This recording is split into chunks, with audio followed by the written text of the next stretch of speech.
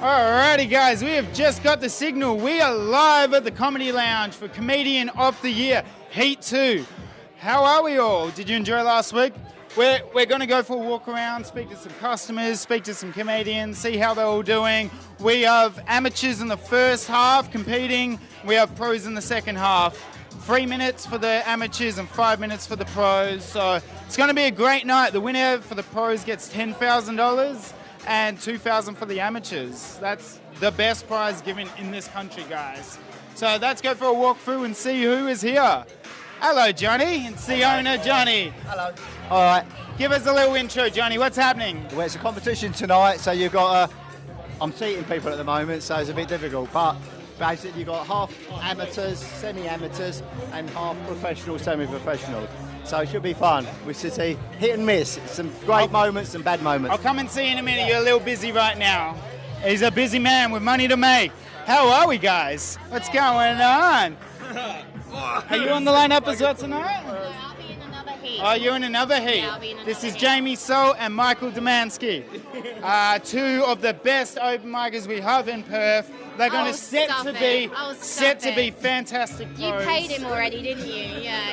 Yeah, they paid me good money. I paid him $100. $100. So, Michael, you're on tonight. Yes. So, I'll give Michael the microphone for now. What? Talk me through it. How did you craft your set for this? Craft show? my set. I usually just get like belligerent, drunk, or high, and then talk to my friend. And usually, whatever's funny, I I'm write a it friend. down. Yeah. Well, I mean,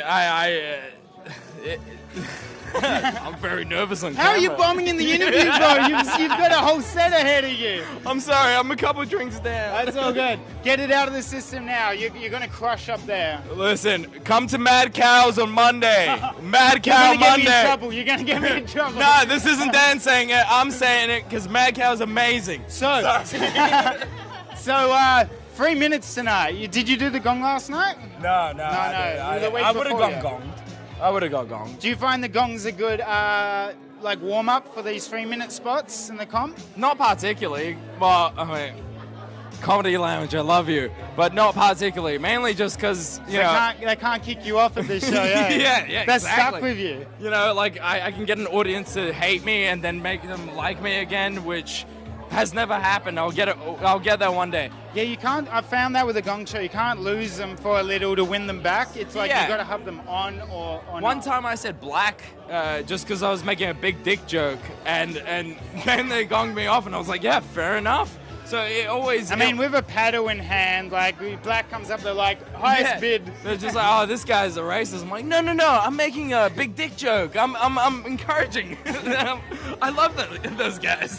Well, I hope you're going well with your dick jokes tonight. No, I'm not going to, but yeah, let's hope so. Change it to somebody else. I'm bombing this interview. I'm gonna keep moving on. You're making me so, man. We gotta keep going. Hello, mate. Hello. Well, I'll get a little interview from you, but we'll get out of the doorway. What is happening? Oh, I can tell this. Yep, you get to hold your own microphone. This is crazy. Unbelievable. I know, we're moving up in the world. Just come next level. Live stream, microphones, Awesome. frothy beer. Frothy beer. And look at this. You got doesn't get better than that. Settles the pre-game nerves. So you're not doing the amateurs, you're doing the pros tonight. I'm in the. So I class myself a semi-pro. Yeah. I wouldn't. But you're still in the big boy league now. I'm wearing the big boy pants whew. tonight. Let's do It's it. exciting. How do you feel coming into it? I'm pretty relaxed. Yeah. Pretty chill. It's just another night, another gig. You do, yeah. I was about to say, you look probably the most composed. Everyone's taking it so to heart, and you're just really? here like, I'm just going to have a great night. Nah. I famously never make it through to the second round in competitions, so I've Ah. got nothing to lose. Well, hopefully tonight's the game This might be the changer. night. Maybe this is the night I go from semi-pro to pro. This Imagine could be that. the one. You're going to take out the competition. Yeah. Sweet. So what was the approach you took to crafting your set for this comp? Look, I'm polishing up a couple of jokes for Fringe. I'll be honest.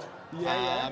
I thought go with relatable. This is obviously a crowd that's holding the vote, so I'll go with the relatable stuff and talk about my balls for a bit. You know. Oh, just like Everyone's got balls. So you are a pro. I am a pro. Yeah. That's what they all do. Just some observations and then balls. Just ball jokes. Terrible. Well, good luck tonight, mate. I worries. wish you all the best, and you're going to crush it as you usually do. No worries. Awesome. Thank you. Let's keep on keeping on. Over here, we have Jane. No, we're not to interview Jane. But we have plenty more people to interview. Though I think they're all hiding downstairs having a smoke. Who's this beautiful man right here? How's it going? What's going on? The man with the finest mustache. How are we all? We good? Yeah, we're going fabulous. Excellent, man. Are you on this one? No, I just came to watch. I just want to show support for the troops, see how it's going. Awesome. Have you seen the lineup yet? No, I have not seen the lineup. Looking forward to it. So I can't ask who you think's got it in the bag. Nah, I can't, man. $10,000 to the winner. Whoa, what a prize. Are you in one of the heats? I am, 7th of February. 7th Feb. Oh yeah, we're on the same heat. Awesome. I'm doing the comp too. So you're just here to scope out, see Yeah, what's just all have a look about? and have a pint Have a pint. after working hard all day. How did the Scottish show go? Good. Scottish show is good. Yeah, it's been a busy time and now we're good. Yeah, Have a awesome. drink. I'll give you this Well, I'll leave you to finish your drink. And Chris. Hello, Chris. Chris Heslop, the man, the myth, the legends. How you going? Tell us about yourself.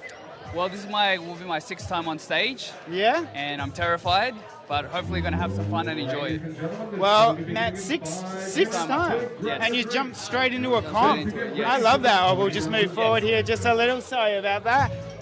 6, how do you think you're going to go? We'll see. Not sure. We'll see. I'll try my best. I wish you all the best, Thank brother. you so much. Give him hell. Thank you. Green room we go. What's your thoughts on the night, mate? What is it? What? What's your thoughts on the night? Hopefully it's fun. You don't have much high hopes of the open mic. They're amazing. Hopefully I can make them out, different part of the world. I think you'll be impressed with the night. I'll come see you later on and see if you enjoyed it. You can be like, it was the best, or you'll be like, they were the worst. Probably the best. But I'll see you soon. Hey, what's going on, guys? This is a full green room. I take it you're our MC. Hello, Hey, brother. man. Long time no It's see. good to see you, bro. You well? Yeah, what's not the long hair now? They shaved my head, and I don't want to grow it out. It's too painful. All It's right. too painful. It looked Just keep gorgeous shaving. when you grew it out. Thanks, man. Easy. Thanks, baby. So, Talk to me. I'll talk to you as God, long you're as you fucking- talk to me. Fucking tall. I was leaning. Yeah, Can I get I a- can lean. Can I get a? Yeah. Can you go down a peg? We'll just get one of these stools. Surely, yeah. Yeah, let's. we'll sit down here. We'll good. little coercion here. What's happening, man? Oh, just interviewing people, seeing how it's going, seeing if they're nervous, if they're excited. I am. Yeah. I am. You're the MC. I am. So like it's gonna go. It could go anyway. Like It's on me, man. you can't lose. I can't lose. I get paid either way, so. This guy's the real. That's winner. how I'm going to tell them. I'm just like, I don't care. I'm not even in the comp. You can hate me, but be nice to them. So Please be nice. it's cool, man. Like, I started at the lounge doing like Raw, a few years ago, and Yeah, I remember. was sitting in the green room, nervous. Johnny came in and told us that we all suck anyway, and there's no hope. Oh, he still does that. Still, I saw recently. I was like, that's so good that he's still pepping us up like that.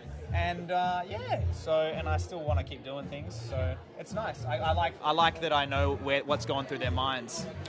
Your progression has been absolutely insane. Like watching you start and just skyrocket. Like from acting, like your transferable skills and your confidence, it's gonna propel you on a star, bro. And here's your $200 for saying all of that. Thank you. It's how I make my money. You hit the script perfectly. Thanks, man. So who are you excited to see tonight on the lineup? You know what? My boy Hayden over there in the Novice up-and-coming comedian lineup, he's an absolute angel of a human being. I spoke to him last night, interviewed him. He is fantastic. He's just a fucking absolute gem of a guy. I love him. He was travelling from Karratha to come see some of my gigs at one point, and he's just a beautiful dude. So, it's no good when matter how he like, does, you I'm get rooting someone for that's him. just like pure of heart come Pure in, of heart. and And you're this- like, and they're not after anything. In this industry, it's how rare. So I mean, rare. I want all of the bad things.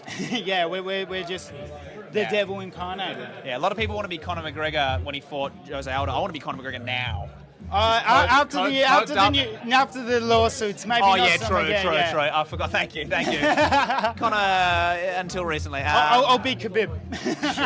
Sure. But yeah, no, Hayden, I'm really excited Have to you see. got any UFC fights coming up? Because you do fighting. I don't fight on the UFC. Not in the UFC, so but mixed martial arts. Yes, no, I'm one and done, baby. One and done? I'm one and done. It was just the bucket list. Got in, did it, got out. Don't want to get punched in the face anymore. Yeah, you know the cameraman here, his mate was actually the guy you went toe-to-toe with. I know. So, I still don't quite remember everything that happened, but apparently he was there and I fought him, and he did punch very we hard. hope he was there, otherwise that's a very tragic loss. Yeah, but no, it's cool, man. It's cool to be back in town and just seeing that what the lounge is doing and sort of the money they're putting up for young comics. I mean, 10 grand. 10 grand, dude. What? I know. I don't even know. I thought it was in yen when I first saw it, but it's real. It's, Yeah, rupiah? Are you serious? That'd be nice. Yeah. What's up, girl? Hey, Sarah. 5 minutes. Hear that, everybody? We will be kicking the show off in 5 minutes. We heard it from the boss herself. So, I'll let you work out what you're going to say. Thanks, bro. You don't need to. You're a pro, but I'll give you the space No, I anyway. need it. I'm loving this. Thanks. You have the best dress fashion sense of any Thanks, man. comic. It's got boobies on it. And that's why I love it and appreciate it. No one puts in the booby effort that you do. Boobies, I don't feel like people are talking about boobies and seeing them enough. Yeah. In my opinion. So it's, yeah. Mad respect for the effort. Thanks, bro. Appreciate you. Good to see you, man. All right, Sam. Felix. Oh, Johnny's in town. I'm in town, right, so. Take the microphone, John. Get out of the way, Tommy. Get out of the way. So, what we want to say, right, so. Into the mic. Anybody that's done very little comedy? Yeah, done very little, Okay. So, the most important thing to remember is keep the mic very close to your mouth, okay?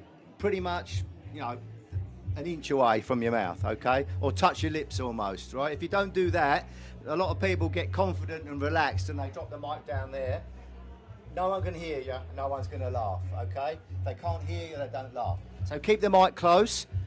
You're always in light in this venue. There's lots of light, so you can wander around the stage and you pretty much be in light. But try and stay pretty much to the centre of the stage where possible. If you're going to talk, have you thought about whether you're going to take the mic out of the stand or whether you're just going to talk behind the stand? Have you made your mind up yet or not? Yes. So what are you going to do? Take the mic. Okay, if you're going to take the mic out of the stand, take the mic stand and push it over to the side. Okay, somewhere over the side there. I've actually got a bit of yellow tape on the stage as like It the looks ideal distracting. place. If you don't do that, it looks distracting. It's not the end of the world in the comedy, especially new acts. It's not the end of the world to not do well. Okay, it's not a crime to be unfunny. But what is a crime is to make everyone suffer unnecessarily for a full amount of time. Look, no big deal. If you're not doing well, we can live with that. But why carry on if it's going nowhere? If there's a chance you can get them back, have a go, try and get them back. But if it's obviously going nowhere, just say thanks and good night. That's all you need to do, right? I'm sure you guys aren't going to be in that position, but in the unlikely event you are in the position, do that. Johnny, look at all of them. They've finished before 3 minutes. Yeah. No. But listen, more importantly, it's a competition. Competitions don't bring out the best because you're trying to compete with each other. But more importantly, it's an opportunity just to get on stage in front of a packed crowd and have some fun. Treat it like that. Relax, drop your shoulders, have fun. No one cares if you miss a punchline or make a few mistakes. No one cares, all right? At the end of the day, it's your moment. Have some fun. Enjoy the moment, okay? Don't worry. There's about 150 people entering this competition, maybe more. Realistically, are you going to be the winner? Be sensible, maybe you will, but I'm just being obvious here. So if you have some fun, at the very least, you guarantee that you've had a laugh, you've enjoyed it, and you've got off stage. You might get 1 or 2 laughs. If you get laughs and you've never done much comedy, it's a hit of heroin that you'll never get over, all right? You will be addicted to this business. It is nothing ever is a substitute for getting a few laughs on material that you've developed and delivered. It's the best feeling in the world. It's the biggest validation from kids that aren't loved enough by their parents or whatever it is, all right? We're all searching for it. So really, enjoy it. Have a laugh. Enjoy it. It's a fun. It's a comedy club, not a freaking funeral parlour. So have some laughs. Relax. Enjoy it. Have fun. Go wild. And hope you have good luck, guys, all right?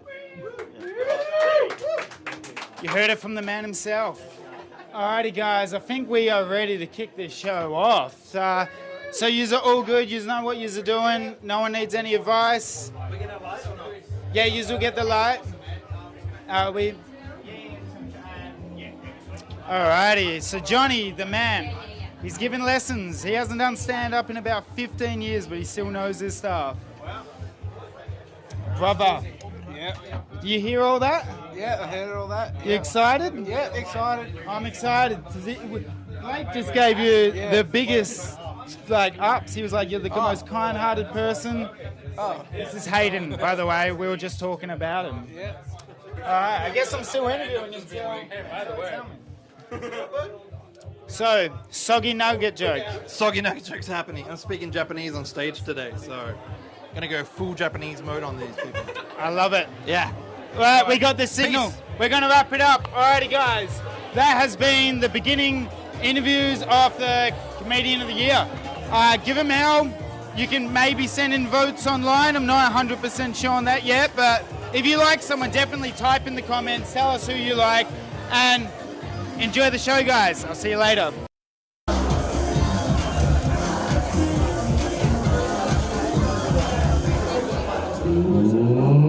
Ladies and gentlemen, please put your hands together and welcome onto the stage your MC, Blake Richardson!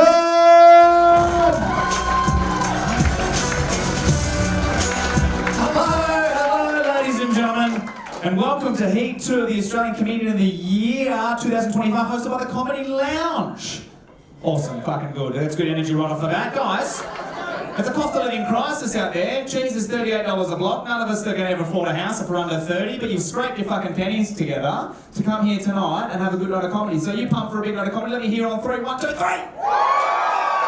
There it is. That's the vibe. That's what we want. Ladies and gentlemen, the vibe and the way it's going to go down tonight is this. We've got 2 halves to our comedy show this evening. In the first half, we've got some sort of up-and-coming comedians. I guess you could say novice if you would, if you were mean about that, but they've got 3 minutes of comedy to get through up here tonight, and they are competing for your 1 vote this evening. You can only vote for 1 of them in our first half of comedy. Then we're going to take a short break.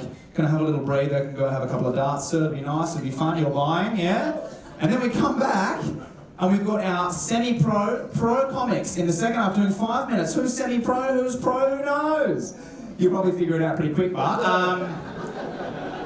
and they are competing for 1 vote as well in the second half. And guys, all of this is to say, they're going to try and go through to the grand final, in which they will be competing for the grand prize for the pro comics of $10,000 cash, put up by the Comedy Lounge. Give them a round of applause. Isn't that amazing? And the novices as well, the up-and-coming comedians, they'll be competing for $2,000. I should have started with that one, fuck.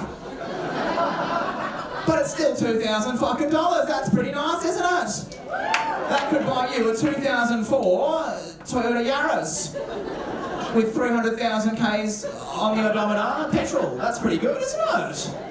It's going to be a fun time, guys. We're going to have a good time together. My name's Blake. I'm the host. Just my job to come out here, have a bit of banter, find out who's who, just get the vibe of the front row here. This is interesting. This is nice. Taking it all in. We've got very fancy ladies on this side of the room. Very fancy ladies. Other way you're sitting very gentle. What is it? I feel like watching an episode of Bridgerton over here. What's fucking going on? This is... And then this is the Leopard Apprentice to let everyone know that you are fucking down for it. You are ready to go. That's nice. This is good. Are you guys sisters? No? You literally synchronised that no, so I actually don't believe you at all. That's fucking interesting. You got what? You just friends? Best friends. You need to calm down, okay? You need to... Best friends, to clarify. She's got a boyfriend as well. Fuck off, yeah? Shit, alright. Very fancy upper-class people on this side of the room, and then of course we've also got others. Oh no! Joking, boys, joking. How are you? Good? Good to see you. Got the arms crossed, got your fucking sunnies on the head, just to let everyone know you're dealing speed. That's cool. Got your foot on my stage. Make yourself comfortable. Take your shoes off. Maybe fuck my wife. It's your house. We're just guests. That's cool. Oh, you guys are fun. What's your name, bro?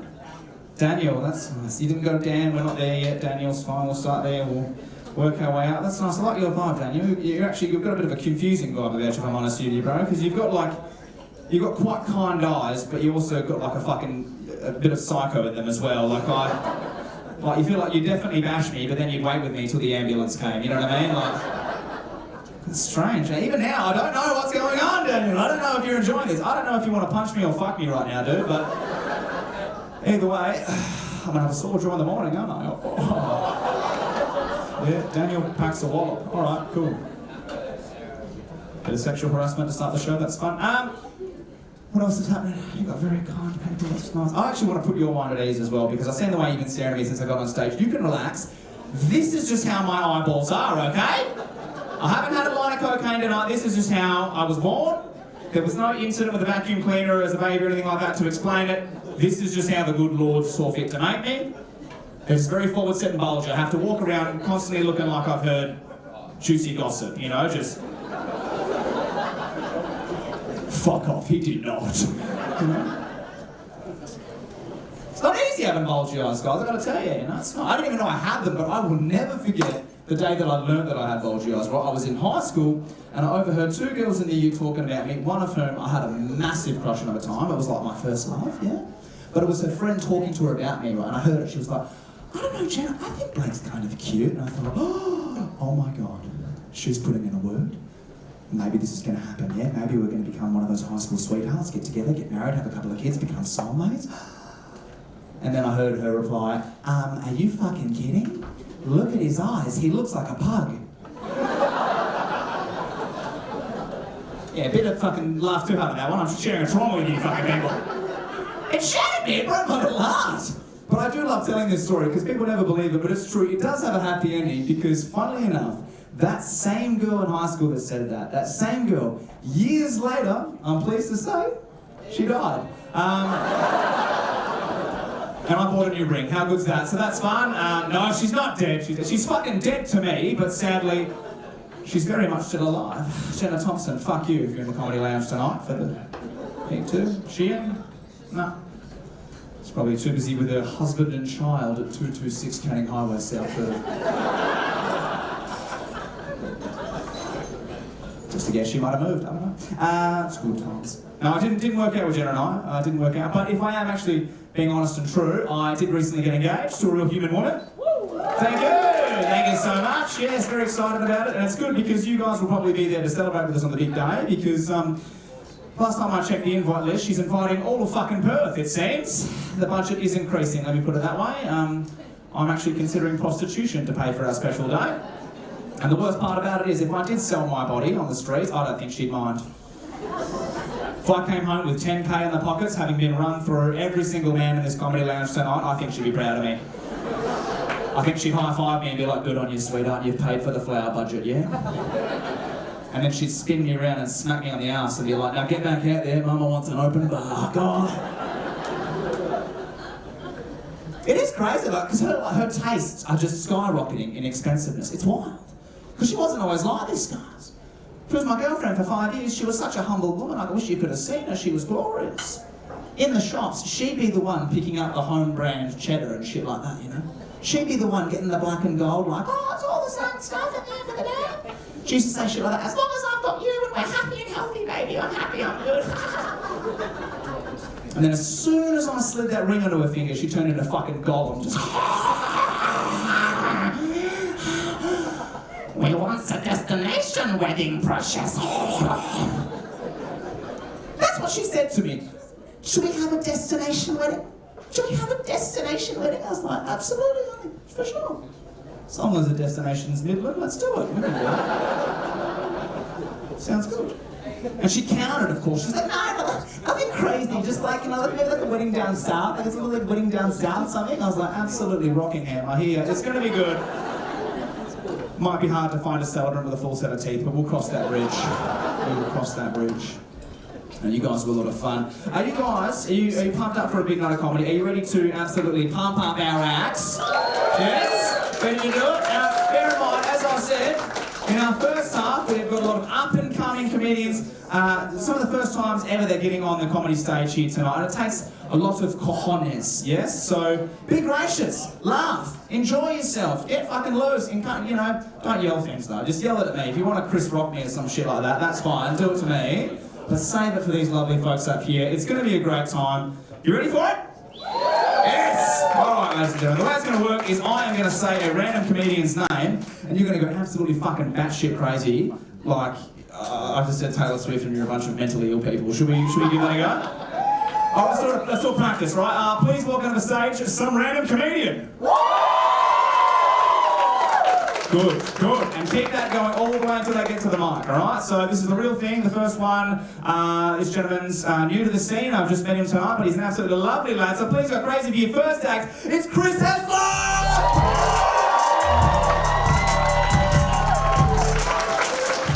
How's everyone going? So I'm half British and half Indian. That's why I look like Osama bin Laden's son. Other people say I look like Freddie Mercury fucked Borat. No, but it's strange being mixed race because the Indian half of me is a slave to Indian food and the white half of me would like to own an Indian slave. No, I'm joking, guys. Obviously, it's wrong to own any slave.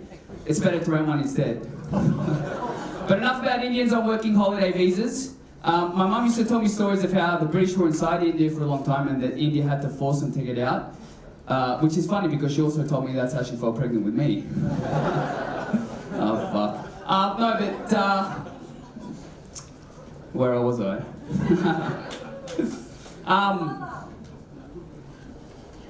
Yeah, no, but I love India. It's a beautiful place. And the third world really isn't that shocking when you've been to a city like Armadale. Anyone from Armadale? Yeah. Oh, sorry, guys. No, but really, fuck, where was I again? So I just moved to Perth recently, guys, and my parents followed, which is why I bought them a one-way ticket to Germany. No, but they're great, you know, I'm really close with my parents, and fuck, I'm going all over the place here. Yeah, no, my mum's proudest moment of me when I was younger, I just wanted to make them proud, you know, and her proudest moment was when she realised I was eligible for adoption. But speaking of women who regret their life choices, my wife recently gave birth.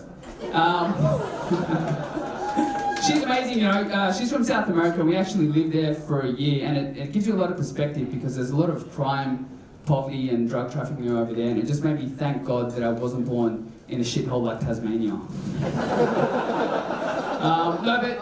It was beautiful in South America, but I got pissed off after my mate told me that he found himself in the third world. I said, how the fuck can you find yourself in a place where people shit on the street, it's filthy, it's chaotic, and that's just a nice part of Hobart. I thought that one would go smoother, guys.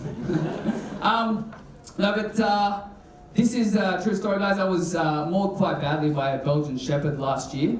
And as I was trying to fight it off to protect my wife, you know, in that life and death moment, some people think about their loved ones, time stands still, you know, they're in shock. All I could think in that moment is, how much pussy would she give me after this? But when my wife called me fucking the Belgian Shepherd in the bedroom, she got confused for some reason. All right, guys, thank you so much.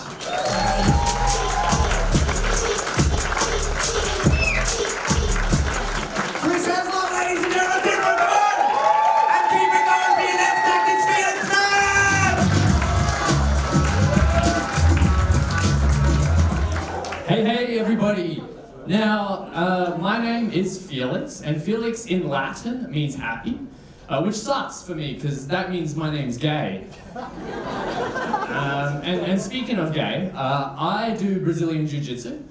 But ever since that war started out in Gaza, I started calling it Brazilian Jitsu for solidarity.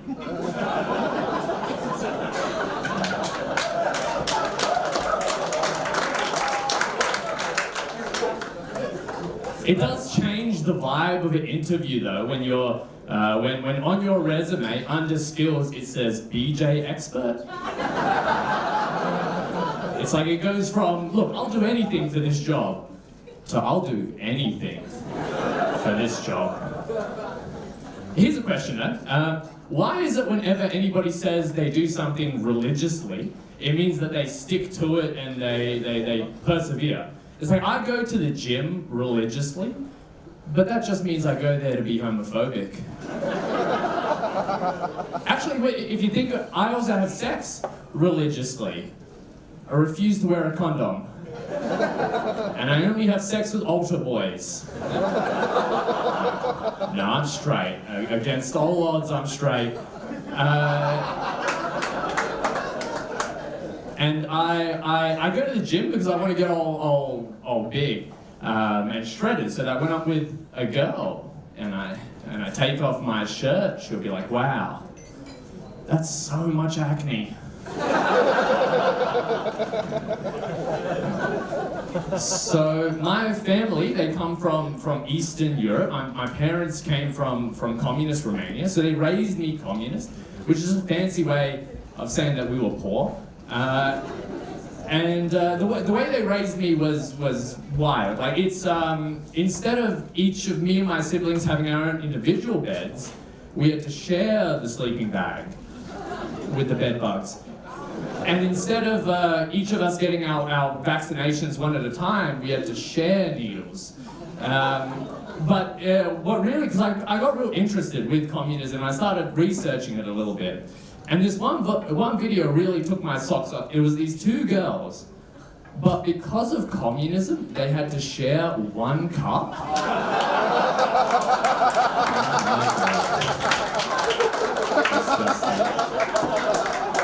Hey, look, all I'm saying is communism isn't all that bad. Thank you very much, I've been gay.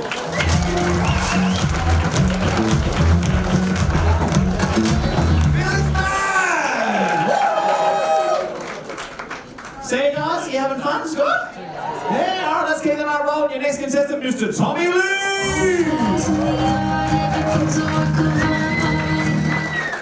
さあ皆さんこんにちは、私はトミー・リーと申します。僕は日本からやってきた笑い漫才師。今日はこのコメディラウンジにて漫才したいと思うんですけど、僕この身長で僕のニックネームがゴッツィラ。はい。ですが残念ながら not Godzilla. Still big enough to make kids in Japan, actually. So I've come back from Japan, as you can probably tell. I've come back with kids. It's school holidays. It's fucking long. I'm over it. Put them into swimming school. We've done that. Have we all done that growing up? Put them in swimming school? No one. So I put them in swimming school anyway. So they went there. Next to my son's lane, there's a lane with the special needs kids. They're all in the lane. They're sponsored by McDonald's. And I thought, McDonald's doesn't use vegetables.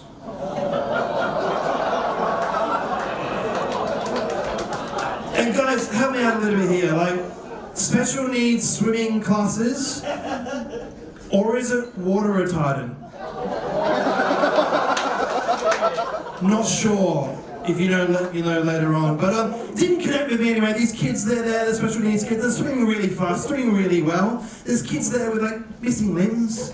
This guy with no legs, guy with no arms, this guy with no arms and no legs. He jumps in the pool, he swims so fast, I move along. Ian thought, fasten him. I was like, it kind of clicked. Why McDonald's would sponsor them? He looked like a soggy chicken nugget.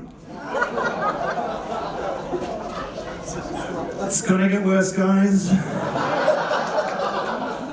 So I went home, my son, he's 16, it's 2025, you know, he's clued in on things, he's a really smart kid, he's half Japanese, he's quite smart, he's a smart Asian smarts, right?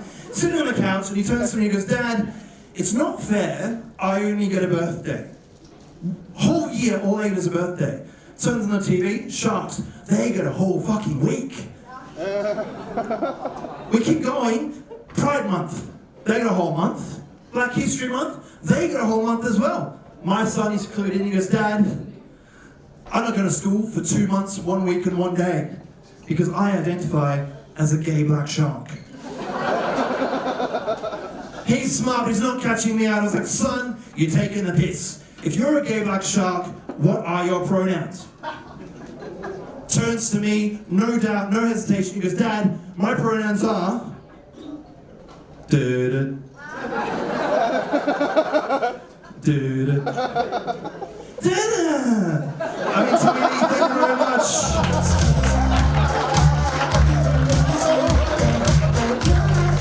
Tommy Lee!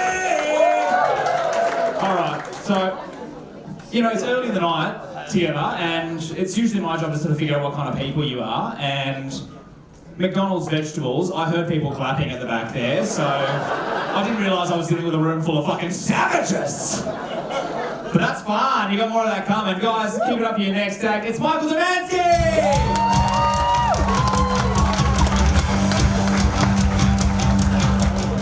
This has happened 2 times in a week.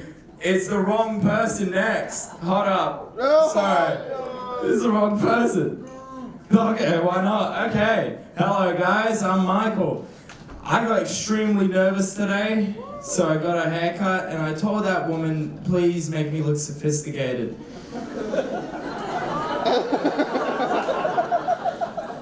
I got the haircut in Midland. I have chronic hand pain, so I went to my doctor and he recommended I go see a hand therapist. So I go to her office and she goes, please sit down. I sit down and she goes, how you feeling today? I go, I think I'm depressed. Yeah, my Christmas got incredibly lonesome. I ended up kissing a mistletoe. Yeah, it turns out I just have a foot fetish. Yeah.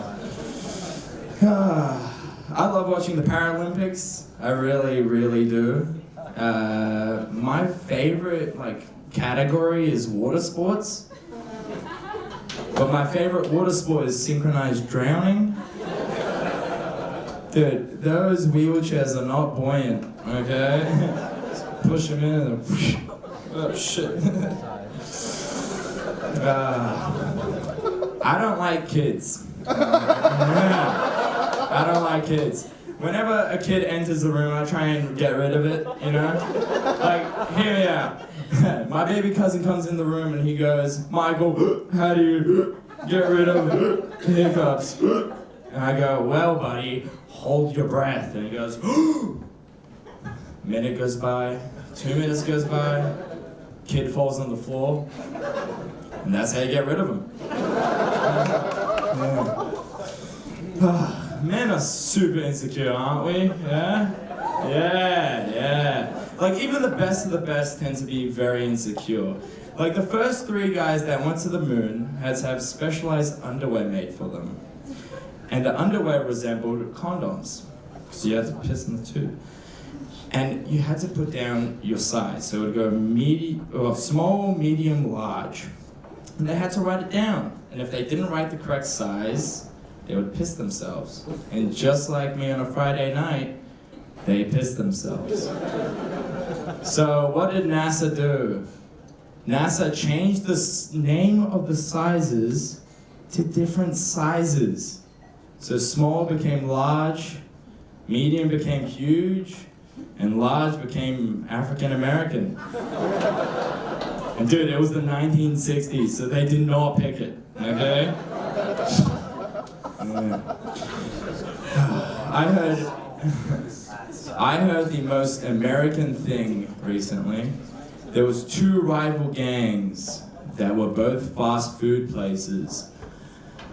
Yeah, Taco Bell and McDonald's. And the McDonald's boys kidnapped the Taco Bell employee and did MDK on the forehead with a knife. McDonald killers. They ended up catching the McDonald boys. They ended up serving a McDouble life sentence with a side of fries. Yeah.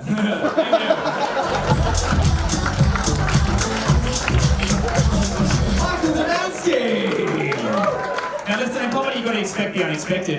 You have the sheet in front of you. Chris Shields was next.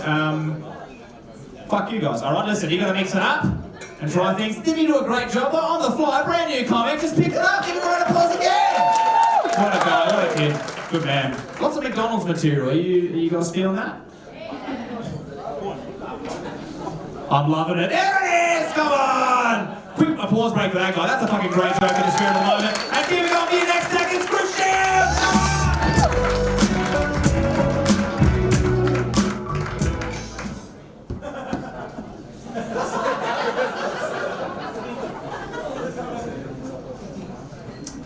I have a diabetic face.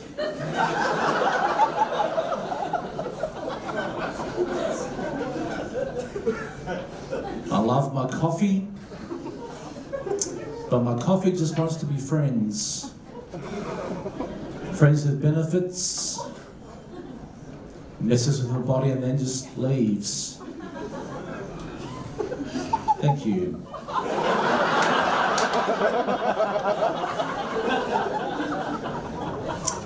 I am divorced. I got busted in someone else's property. I fell from the property ladder, and now I rent a studio apartment.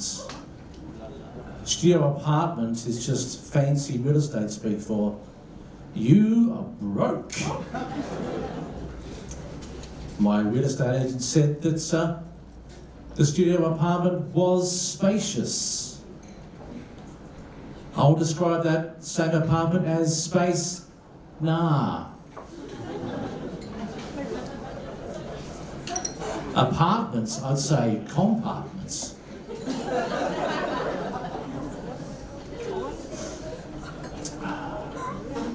In news, with this news thing, Sydney's only sports bar for women closed after only 4 months. I'm not surprised. My ex-wife wasn't interested in ball sports, even after she'd been drinking.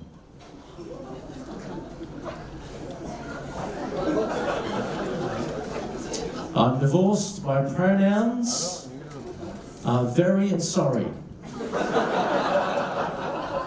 I really am.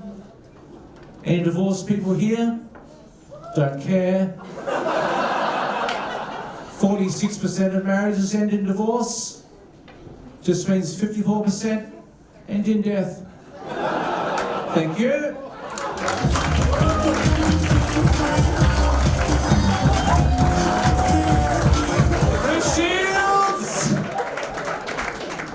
He's got that like sort of post-divorce glow up. Do you feel it? It's fucking nice, isn't it?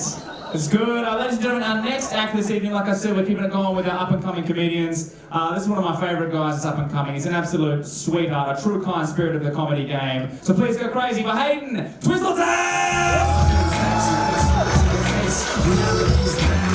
How you doing tonight? That's good. Came from Bunbury. It's a shithole, I know. Speaking of Bunbury, I have a lot of experience with drugs from there. Only drugs I don't really have experiences is with Ozempic, as you can see. Before I was in Bunbury, I went to Karratha to do retail. It was fun, not. And doing retailers, they don't really tell you how many drugs you will find there. Like, I was stacking cans one night, I lit the can open, and there was a baggie of meth there. So I did the most responsible thing, took it home and smoked it. I have a great group of friends, they're not here tonight. Thanks very much, boys. For Christmas we went, we got completely drunk and went shooting hoops at the basketball courts. And my friend Lockie, instead of saying Kobe when he shoots, he said Cobain. I asked why. He said, well, Cobain didn't miss his last shot. I told him, that's really bang out of order, mate. You've been a lovely crowd tonight. I'll finish off with one more joke and be gone. My dating life is kind of like my dick. No girl has seen it, and neither have I. Alright, you guys have been an amazing crowd tonight.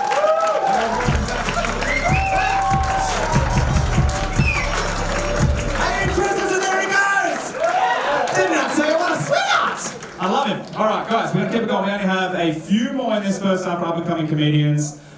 Please go crazy, keep the consistency, start clapping, start cheering. Welcome to Dusty coming up.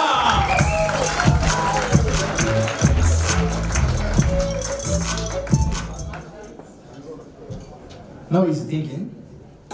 Who ordered Jack Black from Temu?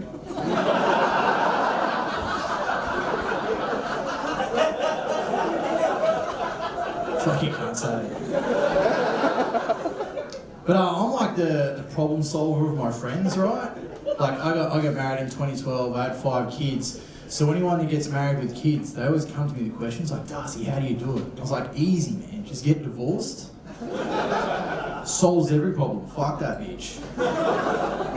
So I'm going to solve some of your problems tonight. Has anyone got like an easy problem they want to yell out, or am I going to start force-feeding problems out of you people? No one's got a problem? All right. You're right in the front row. I looked at you. Have you got a problem you want me to solve? Everything's good. Hairy penis? Tiny penis? Easy. Big gay. Suck dick.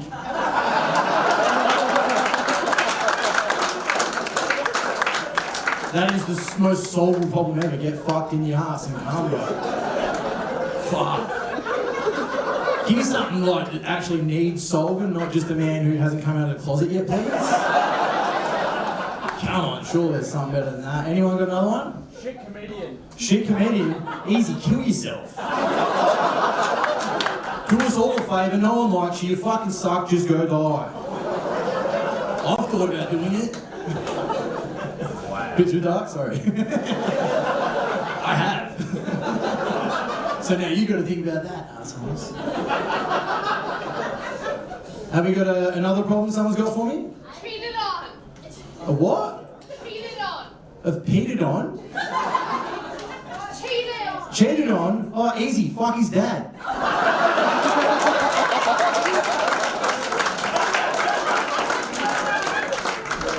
Just become his stepmom and ground him for 6 years.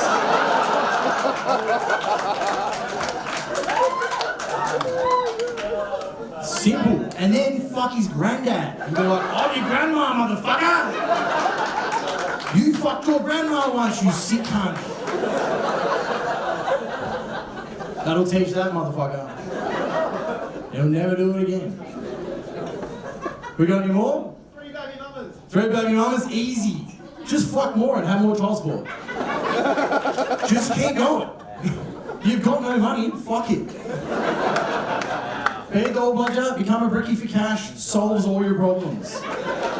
Maybe sell drugs, fuck it. Or be a comedian that kills themselves. What else we got? Dogs that chew things. You say dog that's cheating? Dog chews shoes. Your dog chews shoes? Simple, sell it. Copy and Darcy Kavanagh, thank you very much.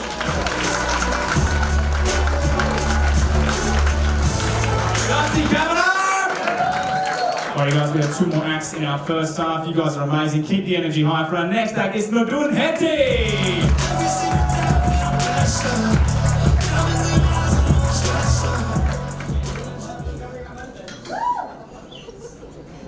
Hi everyone, I'm Nadun, and I'm a first generation immigrant and I moved to Australia in 2019.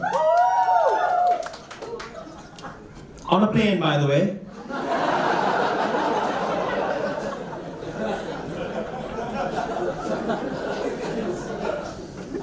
And just last year I got my Australian citizenship, and right after my dad came to visit me to celebrate.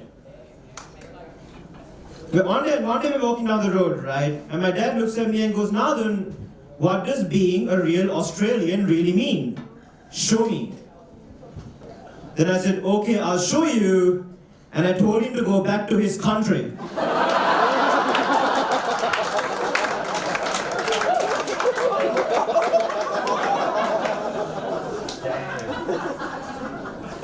And then I blamed him for the high cost of living and my rent increasing. And I accused him of bringing crime into my neighborhood. Thank you for laughing at that one. See, some people don't have to laugh at that joke because they think I'm stereotyping all Australians.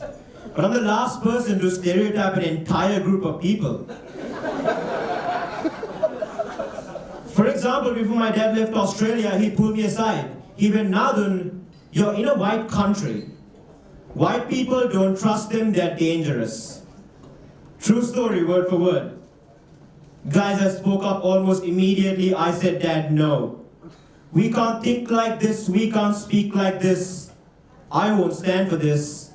Please don't judge an entire group of people just based off their past actions and current behavior and actual historical facts.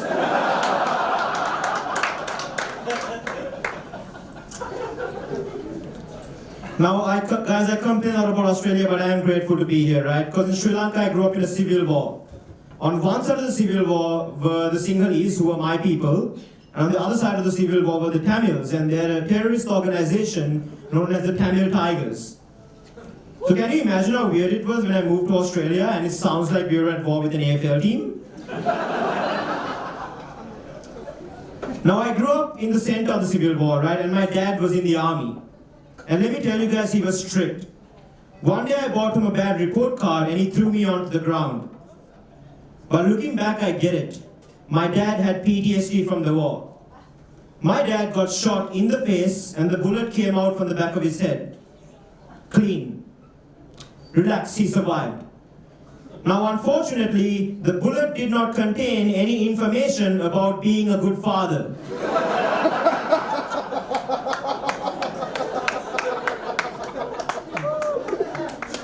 That advice, unlike the bullet, went in one ear and out the other. Thank you so much.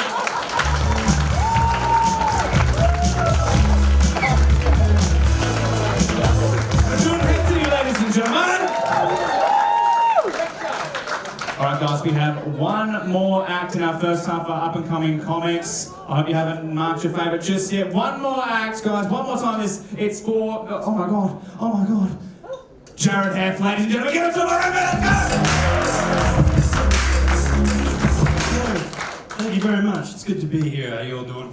I'm excited to be here, but I'm a little bit shaken up because on the way here, I nearly hit a kid with my car. He plays in my street.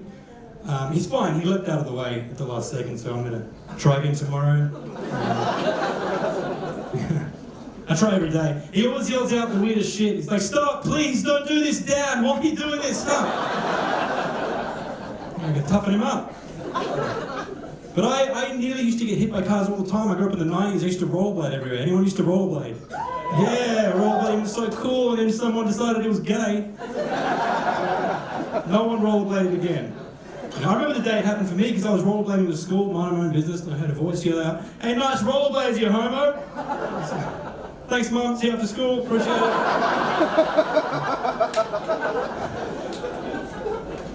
At school, we had our own set of challenges at school as well. We had 4 separate pedophiles employed in my school. I think that's too many pedophiles. 2 of them were music teachers. So while I was learning the violin, there was like 7 other kids learning the fiddle.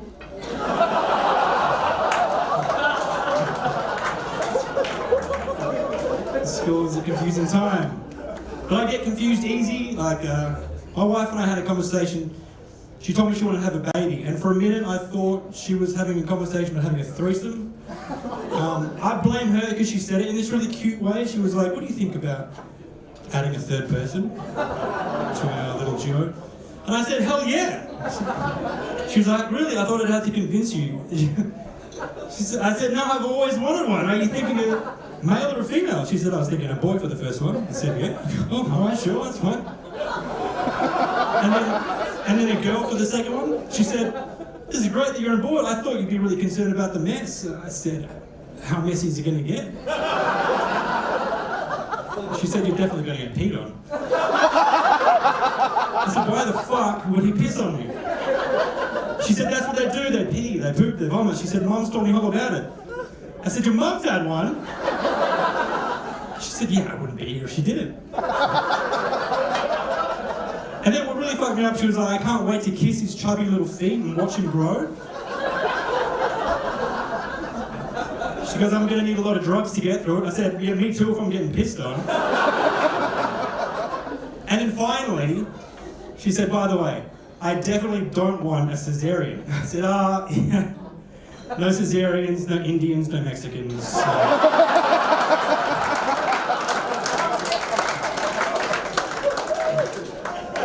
We do have a kid now. He's 11. He came to me recently and he said, "Dad, I think I might be gay." And I said, "That's fine, son, but why do you think you might be gay?" And he said, I was thinking about it, and girls seem like there's so much trouble. If I was gay, I could just hang out with my mates all the time. I could play PlayStation, just have a fun life. I said, all right, let me tell Mum. I went to the bedroom and I said, babe, I think I might be gay. And then I rollerbladed right out of the bedroom. Thank you very much.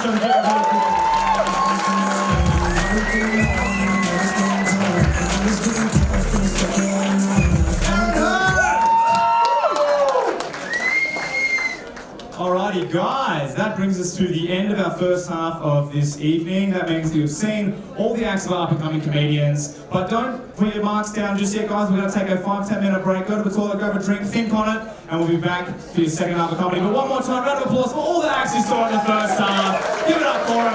We'll see you in 5. Bye-bye. That has been the first half. You've caught me with a pizza in my mouth. I'm still chewing. Awesome first half. Amateurs gave it. How do you all think you did? Yeah. Everyone happy with your set? Yeah. Anyone disappointed with your set? Nah. Darcy. How did you go? You brought the stool out. Yeah, I thought if I was going to solve people's problems, I should do what a therapist does and sit down with my clients. You're a prop comic now. I love it. Oh, fuck. He's been watching some Cat Williams and now he's like got the stool out there. That's it, I gotta sit. How the fuck you gonna solve everybody's problems without a motherfucking stool? Gotta tell him how to do it. I gotta just do it.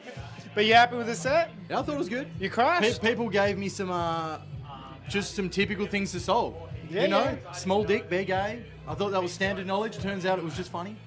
I mean, like, you really inspired me because now I know where to go with my problem. Yeah. Not saying that's my problem. I can solve it for you. Next interview. Leave my Willie alone.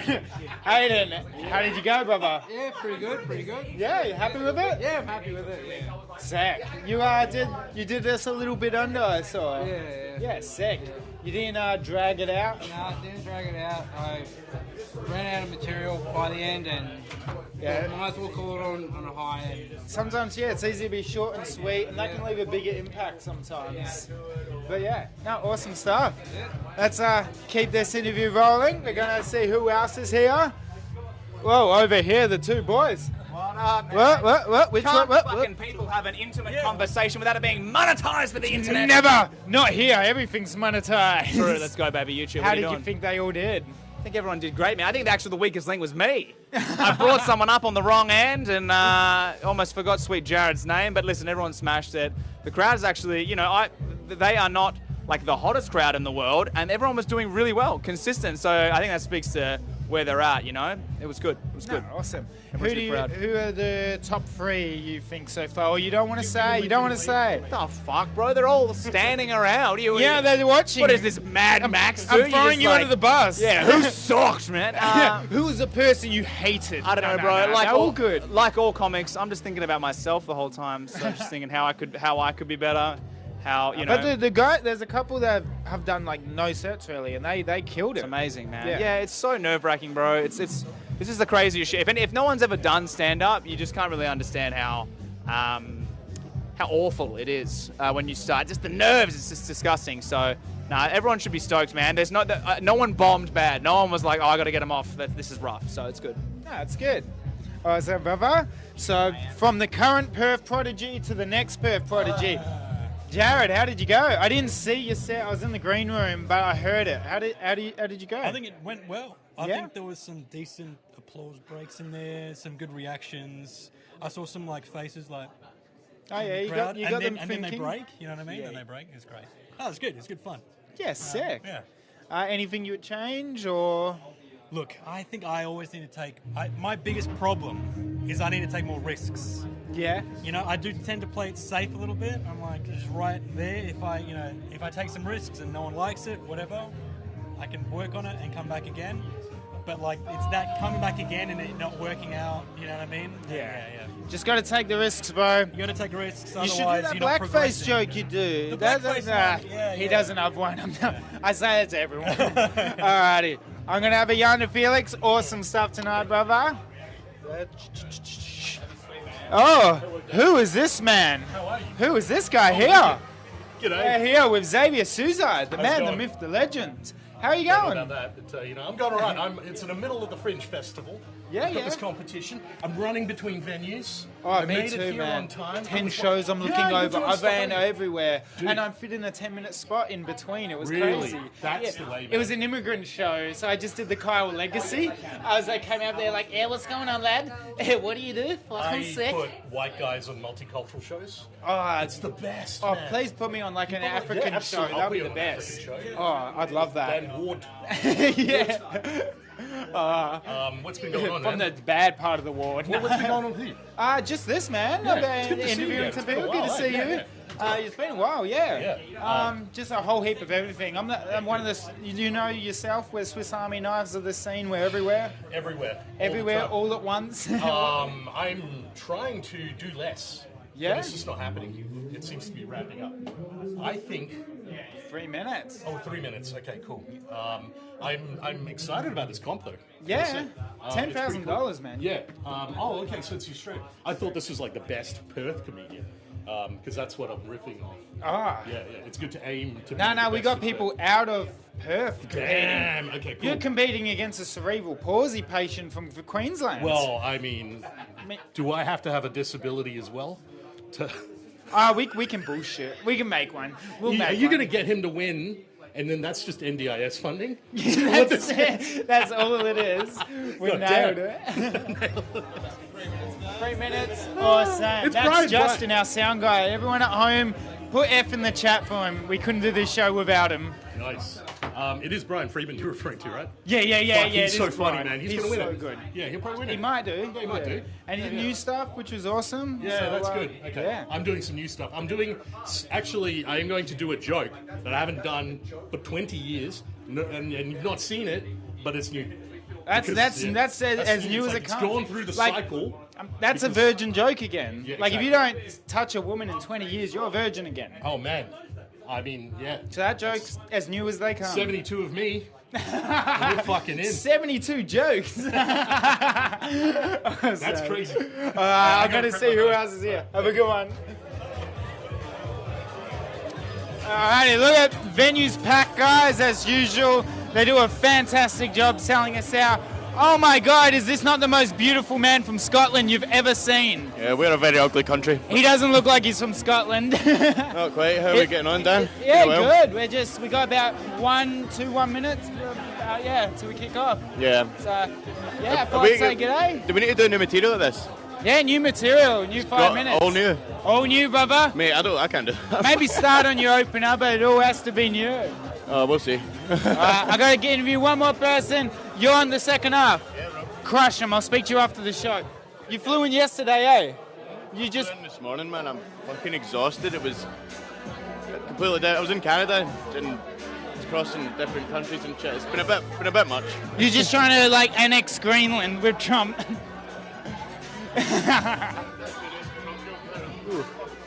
Felix, brother, that was a powerful set from you. Look, I'm a powerful guy. I support Hamas and everything that they... No, I don't. I have no political standing.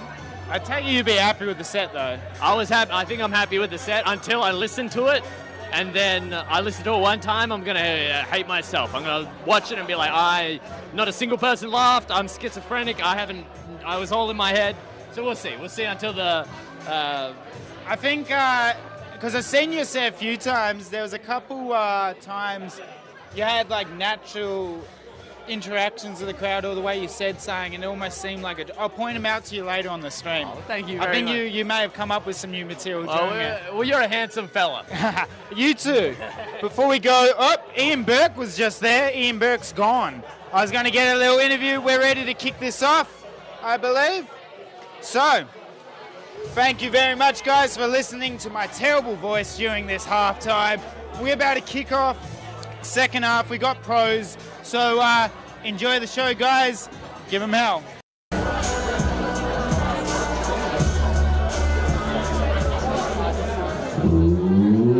Ladies and gentlemen, please put your hands back together and welcome onto the stage your MC for the second half, Blake Richardson! Hello, ladies and gentlemen. Welcome back to the second half. How are we doing? We still feeling good? Still with us? Fucking hell. McDonald's stuff, you want that? A little pump you up? Some water shit? Ah, guys, are we still with us? Still good? Yes, it's fun. Look, we're on to the semi-pros and the pros. It's going to be a good time. It's all happening. I've lost a bit of my front row. What happened over here? What did you do, sir? Don't look like it. You got that innocent face now, but don't know. I know a meth dealer when I see one. Look at that Pentanet shirt on. I love it. It's good fun. It's good. What else is going on, guys? 2025, January. Can you believe that? 2025. Doesn't that feel fucking weird to say? Do you guys feel like time is just flying by so quickly? It's weird. It's wild. Like, and getting engaged recently didn't help me at all either, because like in my mind, like, I'm still 13. I wake up every morning thinking like, oh fuck, I got my math homework to do. You know what I mean? Like I'm still there. Every day I think I'm just gonna go hang out with my mates, play a bit of Call of Duty, and do what we would all do in high school, me and my friends. Just sit around lying about all the sex we weren't having to each other. You know what I mean? Don't play innocent boys. We were all doing that in high school, weren't we? That's all me and my mates would do. We would just be like virgins exchanging fake sex stories that never happened with women that don't exist, confirming techniques that no woman on earth would enjoy, guys. Not one of you? It's fun to reflect on though and look back. Like one of my friends, I still give him shit about this. One of my friends, dead set, piped up one day with confidence and was like, oh, you know what girls love, eh? And I'm like, oh, what's that? He's like when you pull on their nipples and shit, they love that. I was like, oh, like when you like gently tweak them and stuff. He's like, no, just fucking yank them, bro. They love that. You just gotta fucking give it to them. You're having a Vietnam flashback. You look like a woman who's had her teeth stretched out like chewing gum. You are in a different place right now. You are, that's not fucking funny, man. I apologise if that's happened to you from this man. I apologise to all women everywhere. If your early sexual experiences were quite rough, it's just because us men, we couldn't be honest with each other, girls. We couldn't do that, you know. And the porn was poisoning our minds too. That's what we thought you wanted. We're like, oh, so they like it when you go fucking fast. They like that. No, it's like pressing the man on the crosswalk button. It doesn't matter how many times you press it. It's not going to come any faster, is it, girls? You know, you got to go around the button. Gently touch the button. And then smack the button. No.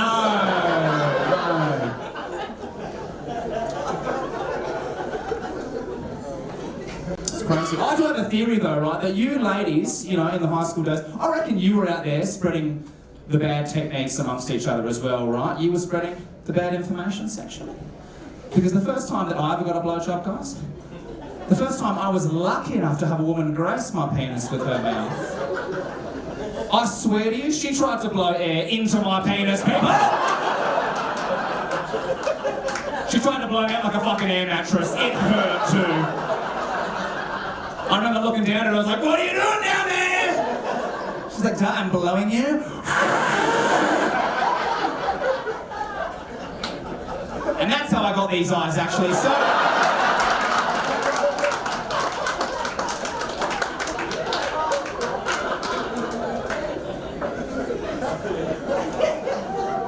It was worth it. It was good. Of course, I'm in a long-term relationship now, so... Fucking what I'd give for someone to blow air into my penis, guys. What I would pay. No, she doesn't. It's just, you know, it's different now.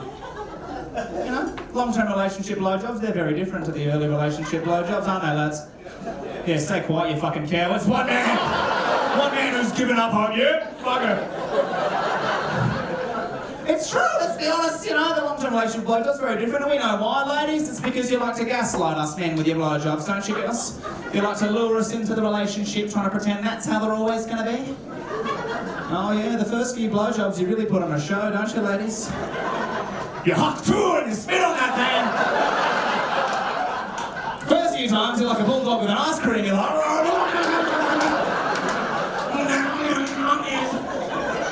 You go fucking crazy on us. Us idiot men we fall for, we're like, oh my god, I love you so much. Is this how they're always going to be? You promise? She's like, I promise, baby.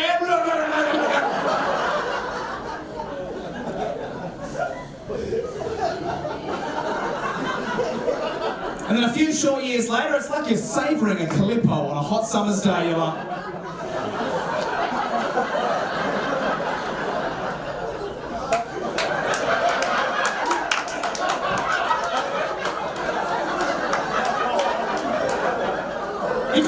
best interest in you checking your Instagram and shit during the... Oh fuck, look, everyone's in Japan right now. Look at that, look at that.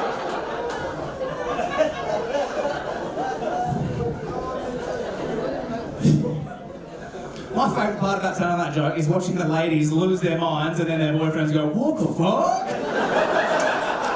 I fucking knew it, you bitch! Now, guys, you ready for your second half? Yes, ladies and gentlemen, you're gonna love this first act in our semi-pro pro lineup. He's all the way from Afghanistan. It's Xavier Suicide!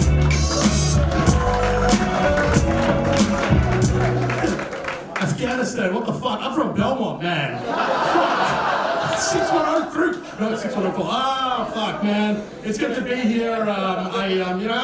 Fucking hell, Afghanistan. I'm starting to get on this path of decline of like racial ambiguity, eh? Honestly, like I look right now like I used to be like a Fijian rugby player who's now divorced and owns a kebab shop. You know,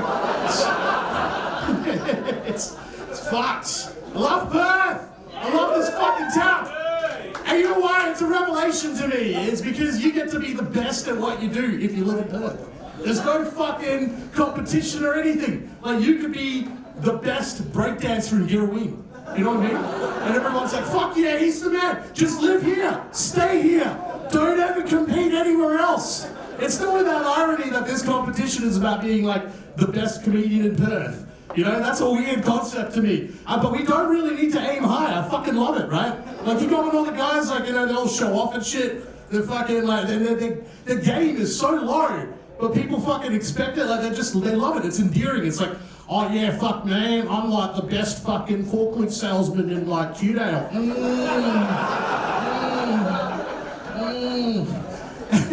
And the girl's like, yeah, I was on fucking Temptation Island season 32. It's best. It's the fucking best. I mean, even our politicians are mediocre. Do you even trust our politicians? No, you shouldn't. They're fucked. I looked them up. I looked this up, right? This is a crazy stat. But did you know that 72% of Australian politicians who are elected used to be fucking lawyers? That's fucking wild, man. Like, you know, I prefer people who used to have, like, you know, real professions from, like, real jobs, right? Like, that way they know what the fuck they're doing. They're not just looking at legislation. And I did some research, and the Indonesians actually got it correct. Yeah, the fucking, the last president of Indonesia, he used to be a fucking furniture salesman. How good is that? Very convenient, because when he got elected, he built his own cabinet.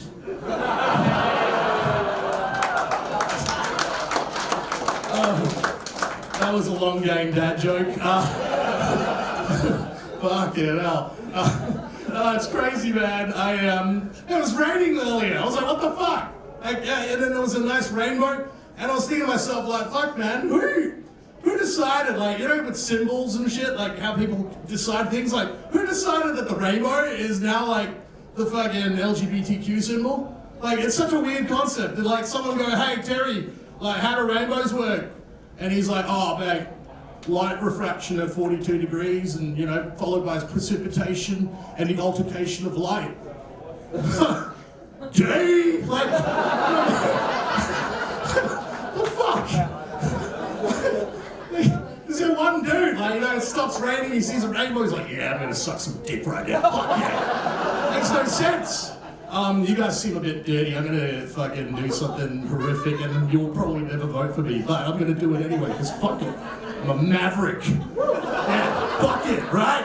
Fuck this shit. I just like, it has been hot and like, it's very, I don't like the sun here. I love this country. I don't fucking like the sun here at all. It's brutal. It's like fucking damaging, man. Really ages the skin. There's so many old-looking 19-year-olds around, man. Fuck! You know what I mean? Like, it really ages the skin here. And, like, you have to think, you have to consider what they're doing in the Middle East, where they, like, cover up the women. Because it's very convenient, because when they lift the veil, they still look 9.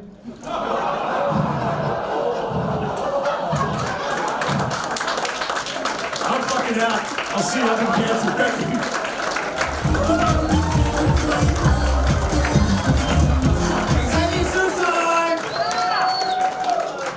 And like I said in the first half, you people are fucking savages. Applauding for the 9-year-old jokes. I respect it. People are onto it at the back. It's going to be dirty from here on out. Guys, our next act, one of my absolute favourites, all the way from Ireland, it's Ian Burke. Give it up!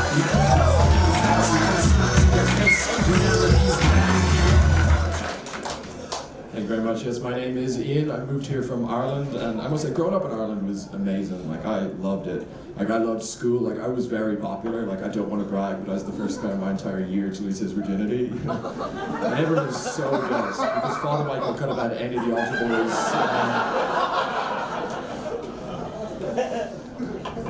You know, but growing up, my hero was always my granddad. You know, he was one of those men just lived by his own rules. You know, he did have a little bit of trouble with the law one time, but he did the one crime every Irish person has committed. You know, the ultimate.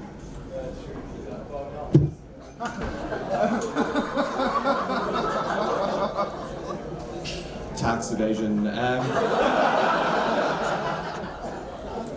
As you can probably tell, I'm a child of divorce. It was the hardest part of my childhood when my parents got divorced last year. But the hardest thing about your parents getting divorced when you're 30 years old is deciding which parent you're going to live with. Neither of them wanted me. That's why I'm here. But the hardest part about leaving Ireland is actually leaving my dog behind. Like, I love him, but I don't miss meeting other dog people. Like, I once got stopped walking my dog, and she's like, "Oh, you're Tucker's dad." And I'm like, "No, I'm not. How could I be his father?" He's black. I knew you'd love that one. It's wild here, you know, people say whatever they want. Like, I'll never forget on my first day of work here, my boss came up to me and said, "Hi, my name's John and I'm a racist." I mean, technically what he said is, "My name's John and I'm South African," but you know, like...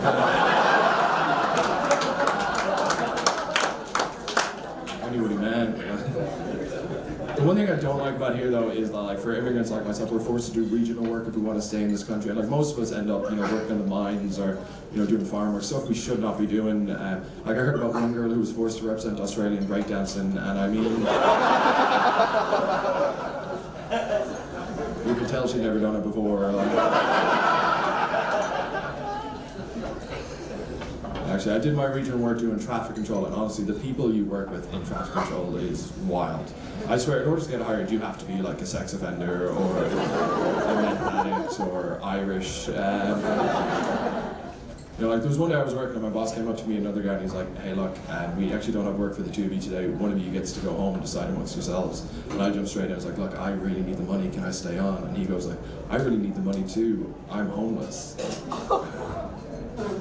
Well, one of us has rent to pay, so you know.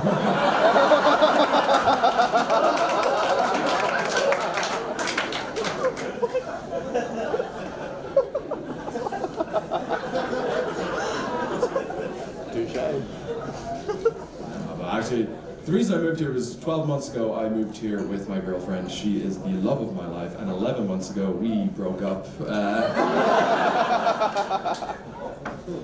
You know, but like, she was American. I spent a couple of months in America with her before we moved here, and I quite liked America. The one thing I didn't like was the people, you know, because American people are so happy and optimistic, and they have no reason to be, you know. Like, I was talking to one guy, and he's talking about his son. He's like, "My son is so smart." I'm like, "Yeah, by American standards, you know." But also, like, who brags about their kids? Like, you wouldn't get away with that in Ireland. I've never once heard an Irish dad tell his kids that he loves them, you know. But American dads, they'll say shit like, "I love you forever, son, just give it your best shot." And then his best shot missed Trump by an inch. You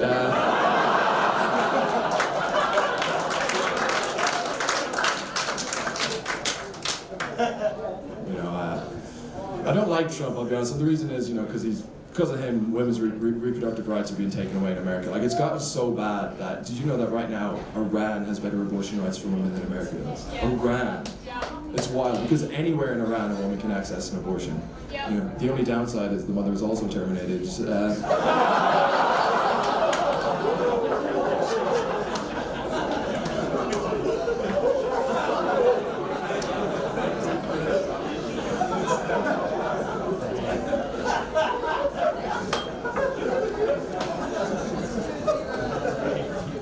I'm single now.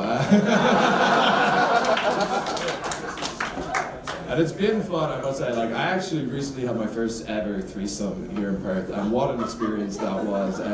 But I've always been led to believe that it's not gay if it's in a three-way, but I don't know. I would have preferred if one of them was a woman. Guys, thank you very much. Have a good night.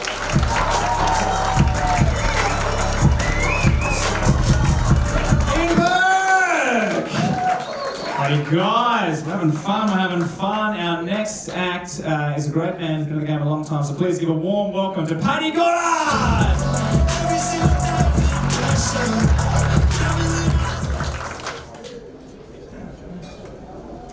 Good evening, how are you? All right?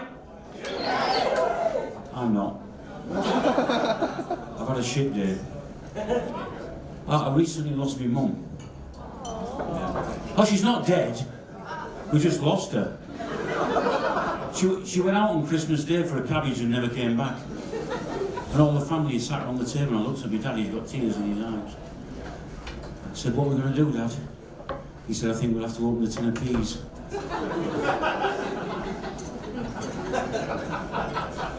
They say that the Dead Sea is the lowest place on earth.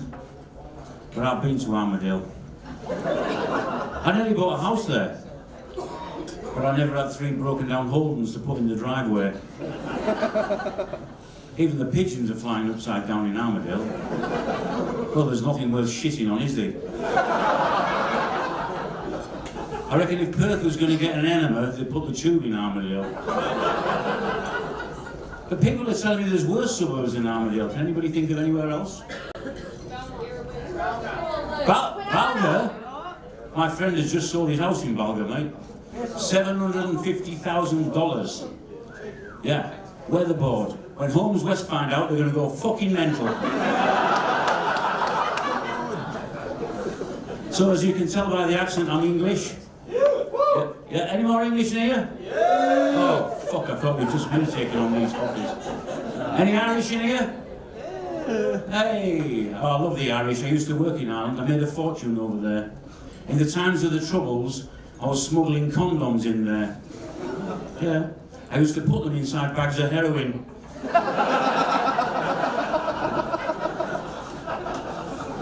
And us English, when we're over here, you know, we think it's just going to be like back home, but with the sun. You know, we've got English pubs, we've got lolly shops, we've got, there's a fish and chip shop there in Currumbine, he says, just like back home, with no H on the front. I thought, well, I'll try it. I went in there, it was fucking rubbish. Absolute rubbish. I thought, right, I'll fucking show you. I went back the next day, I've got a 3-foot salmon under my arm. I said, do you do fish cakes? They said, yeah. I said, well, do him one, it's his birthday tomorrow.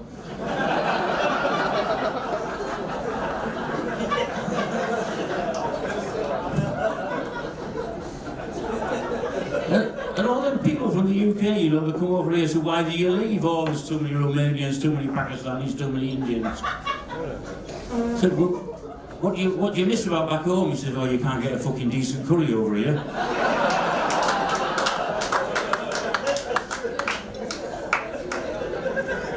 The other thing you'll notice about me, I made an effort tonight. The trousers are by Levi Strauss, the shirts by Fred Perry, and the 6-pack is by Victoria Bitter. 6-pack is more like a crate. Hey, I'll let you know something though, girls. I once came second in a Brad Pitt lookalike competition. This fucker from Nigeria came first. No, it's not easy. It's not easy being fat, honestly. Getting blamed for other people's farts. I was walking through Northbridge the other day with my designer sweatshirt on. It said guess, and this woman ran up and went, thyroid problem. I've been to the doctors. He said, you've got bulimia and Alzheimer's disease at the same time. I said, what do you mean? He said, well, you're eating like a horse, but you're just not fucking vomiting. I shouldn't make jokes about Alzheimer's because my dad's got Alzheimer's. But he's quite happy with it, you know. He says there's a couple of positive things about it. You know, you can, he said there's 3 positive things about it. You can hide your own Easter eggs. You get to meet new people every day. You can hide your own Easter eggs.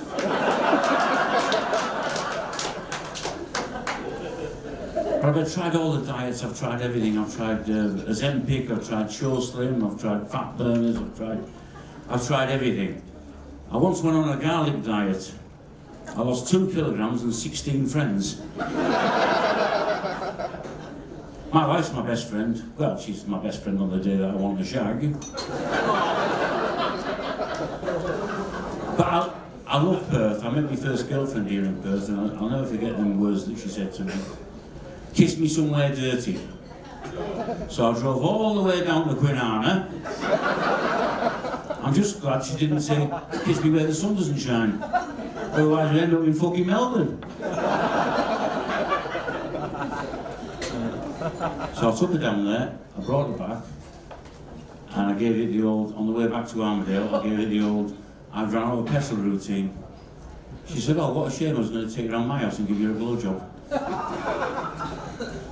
Anyway, we went back to her place. She said, you can come in. My mum's a light sleeper, she sleeps with the light on. I said, well, I'm a hard sleeper. I sleep with the window open. There's another one you won't get.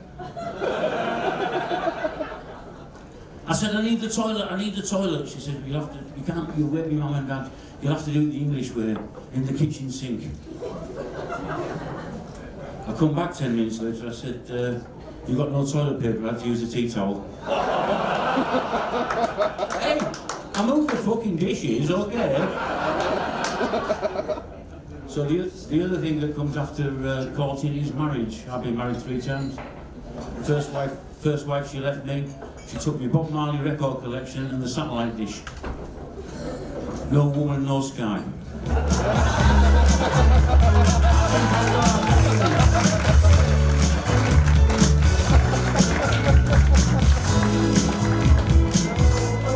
And he got on, ladies and gentlemen, there he goes!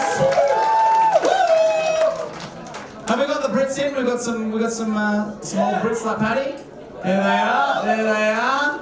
I love the British living in Australia. They're my favourite Brits, you know, they're the smart Brits, if you will, you know. My favourite thing about you guys, you British in Australia, right, is that you're still so fiercely passionate about England. You love England still. Like, you ask them, you like England? They're like, I fucking love it, mate. Oh, I fucking love it. Oh, mate, the Beatles and crisps, proper English crisps. Fucking football, I love it. I fucking love England. You want to move back there? Fuck no, I'd rather kill myself, mate. Fuck that. No fucking way. It's good to have you. It's good to have you. Ladies and gentlemen, we've got 4 more acts. Remember to keep them in your mind. We've got a competition going. 4 more acts. You're going to like this man very much. He's next. It's Mr. Jared Duggan!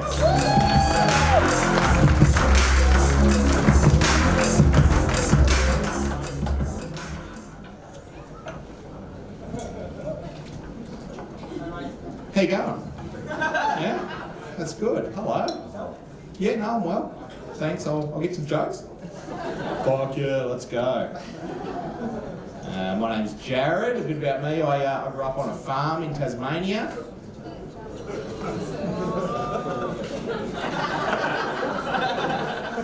Can we get to something, right? I never fucked those sheep, right? I'm a cowman. And we make love. No, I did. I grew up on a dairy farm. We had 98 dairy cows, 99 if you count my sister. I moved over here when I was 18 because it was cold and it was hard to find a girlfriend that wasn't related to Dad. I actually joined the Navy. Thanks. No, but people might not know this. The Navy's the only job you can have, right, where you tell people what you do and then they sing it back to you. I'll be like, hi, I'm Jared, I'm in the Navy, and they'll say, in the Navy. Yeah, you guys can shut up, right? I'm so sick of this shit, man. I was very lucky. I got to see a lot of the world. I think my favourite place I ever went to was Mumbai. People don't know this. Mumbai is actually a lot like Perth. It's quite hot, and all the taxi drivers are from India.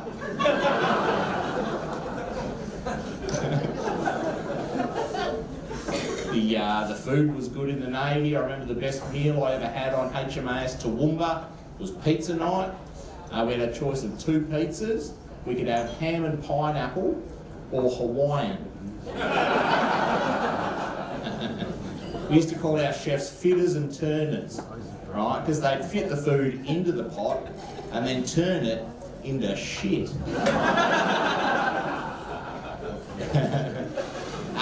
Look, I don't think it's quite hard on families for people in the military. People don't realise how tough it is for families in the military. My girlfriend, for example, she really struggled to the point where I asked my mate to just check in on her a couple of times while I was on deployment.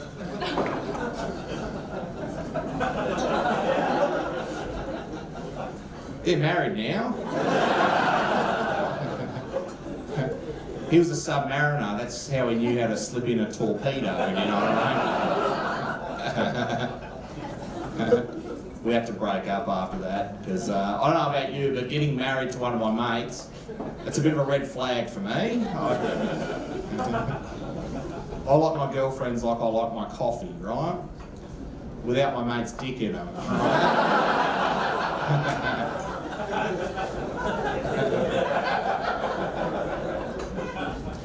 I worked out alright, I've got a new girlfriend, she's from the Philippines, I snuck her here in a torpedo tube. It's not true, that's not true, I got her on the Boxing Day sales like everyone else. She's great, we've got a little boy. My son, he's not locked in the basement. We're getting him tested for ADHD, right? $3,000 it's costing us to get him bloody tested for ADHD. He better bloody have it.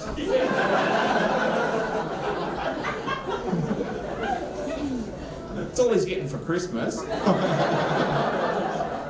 Can you imagine? $3,000, the doctor comes out, he's like, sorry Mr. Duggan, your son doesn't have ADHD. Turns out your son, just a dickhead.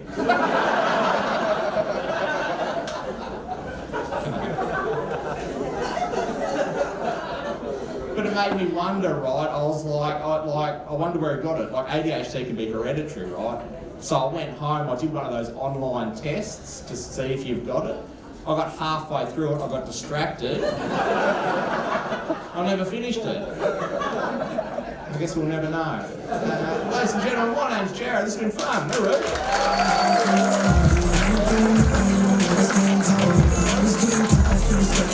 Jared Duggan! Ladies and gentlemen, it's getting close. 3 acts to go. Keep the energy high. This next man's one of my favourites in the Perth game. It's the South African sensation. Give it up for Mr. Chris Pachillo!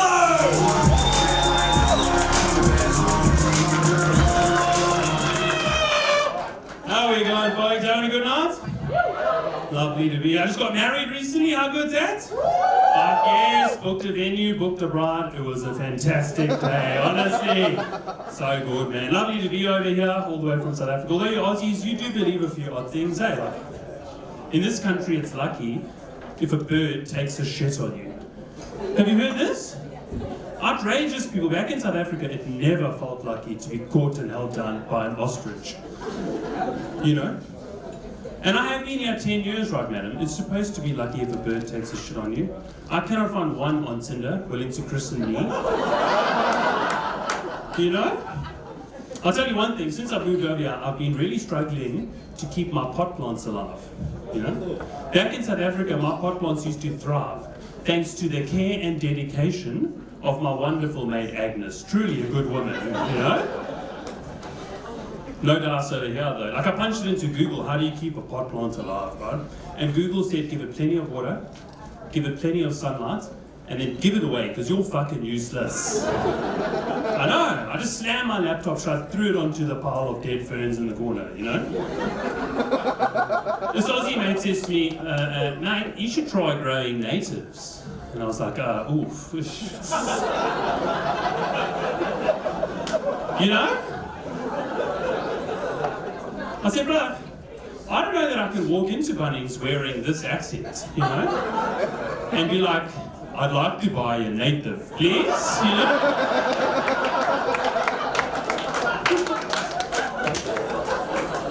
It must be a very strong native. Able to survive on very little water, okay? Can you imagine some poor little kid in Bunnings? What happened to your last one, sir? No, I killed it, you know? Neglect, yeah. Because you guys hear the accent and you just assume the worst, you know? But I just want to make my barbecue area look pretty. So I was like, I want to hang this one. Where do you keep your chains, you know? Yeah. I'll tell you this, I am against slavery. Yes, thank you. No, I appreciate it. You do, you hear the accent and you're like, you know which way he falls on. So, oh, he's against it. Oh, that's pleasantly refreshing. Wow, how new, hey? I think the only time a black person should be chained up is consensually into a bed. You know what I'm saying? Can we get behind that? Yes? Yeah, we can get behind that. I'm against slavery, unless we made the ugly people slaves, hey, the uggos. I think some of the audience would be safe. No, I think we just say, imagine if you just drove past a field and you saw the uggos just picking vegetables, you'd be like, yeah, that's fine, you know. I mean, you might stop eating vegetables after those hideous beasts touch them, but still, you know, it's, you know. And if you don't buy that, it's natural. Think about this, like you drive past a bus stop, right? You drive past a bus stop, you see a beautiful person waiting for the bus. You double take. You're like, what the fuck, is she lost? Are they filming a commercial? What's going on here, okay? If you drive past a bus stop and you see a hideous person at the bus stop, you're like, yeah, that's where your people belong.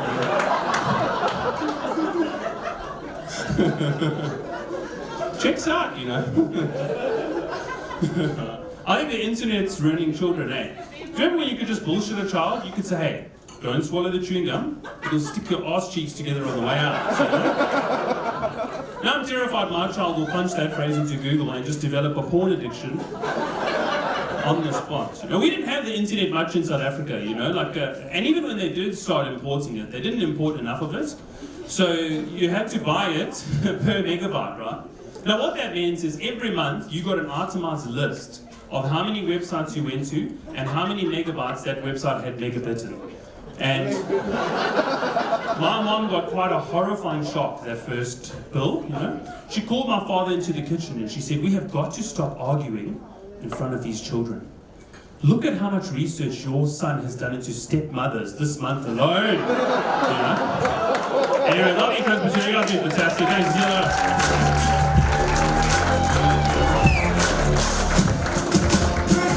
There he goes! Woo! Campaigning to get slavery back up and running again. It's heartwarming stuff here at the Comedy Lounge. 2 more acts to go though, 2 more acts before we get the voting underway, and we'll find out who's going through to be eligible for our big cash prizes. Second last event of the evening is Mr. Ian Pringle, go crazy, come on!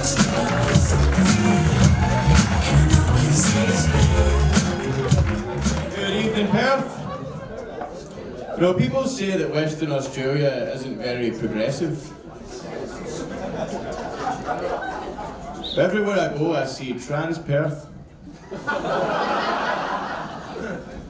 Some people are a bit surprised I don't sound how I look. Thank you, brother. Expecting the voice of a bogging fuckboy. I'm sorry, man, no one's getting smashed in the bed of a ute tonight. I'm a trans Perth man. Have a little sit down. I've got a dodgy leg, I've got a dodgy knee, but I do like your great country. They've prescribed me medicinal cannabis for it, so I can have an inflamed joint for my inflamed joint. But I had surgery on it last year in Scotland, man, and it was rough. They had to put a catheter in. Not my knee. If you don't know what a catheter is, it's a pipe up the bell end. You know my man. That's exactly how it feels. It'll be a weird moment to find out you're into that. Well, Mr. Pringle, you've not managed to pass any urine, but there's quite a lot of ejaculate in that bag.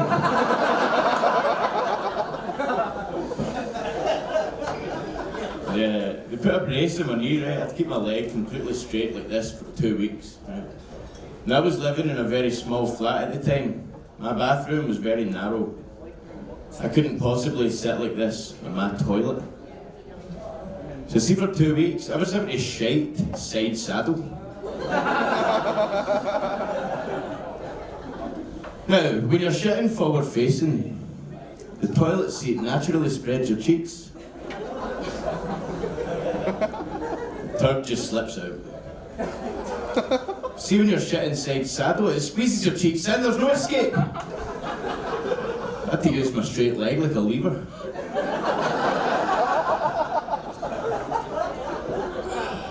I'm just back from being on tour in Canada.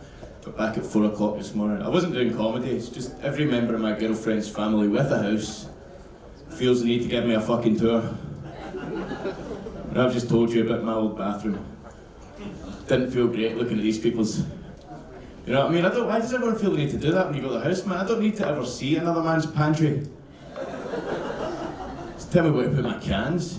You know, like, if you've got a hot tub, fair enough.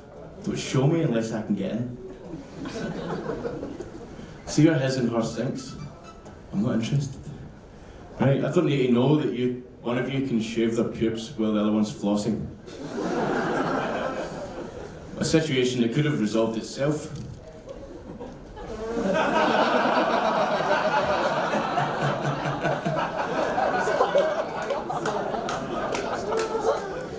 Give me a second there. Tell you it's fucking slow. The grandparents of my girlfriend we were living with, man, a couple of 90-year-old Canadian farmers. Right, I was there for 4 weeks. Right, didn't have a car, couldn't go anywhere, right? Which you'd probably think sounds awful. But see the cannabis in Canada. You have no problem living like a 90-year-old when you've got the cannabis from Canada, man. Like, you know, see a day filled with snacks and naps. Huh? Absolutely grand. When the racism starts, you just pop out, get more high. Then you come back in, and everyone's either made a new snack or they're falling asleep. Happy days. But our granda, right, he's 90, like, I keep saying they're 90. This is new shit, but fuck it. He's old ass, man. He still works in the farm every day, right? Still gets up early as fuck every morning, which is pretty impressive, right? He's out there shoveling snow and he's collecting the eggs from the hens, right? I couldn't have that. I'm an alpha male. I need to dominate. So he was getting up at 6, I was getting up at 5.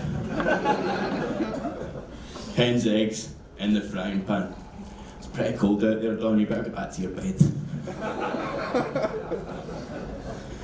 I made him very depressed, man. The guy won't retire, but I made him redundant. Right, that new shit was fine. Please remember the good stuff I did at the start. I've been Ian Pringle, thank you.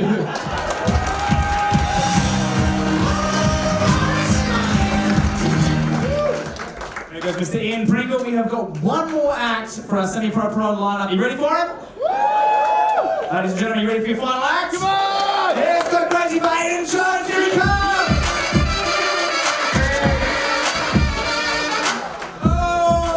As I walked out of the green room, the owner of this comedy club said, "Don't let me down, boy." So that's on fucking you guys, alright? Don't you fucking let me down, boy. Don't you let me down, boy. How you doing, mate? Fucking, you're a big geezer, aren't ya? Pulling the fucking gravity of this. Not in a fact, just your charisma. I mean, his charisma. Fuck about. What's your name, bro? Ryan, brother. Mr. Brother. That was funny, wasn't it? We had fun. You ever been fired from a job, Ryan? Yeah, sick. I fucking saw you. I went, there's a brother in arms, man. What'd you get fired for, Ryan? Anger? That's sick. They saw it in you, or did you actualise it in them? Well, what was the job?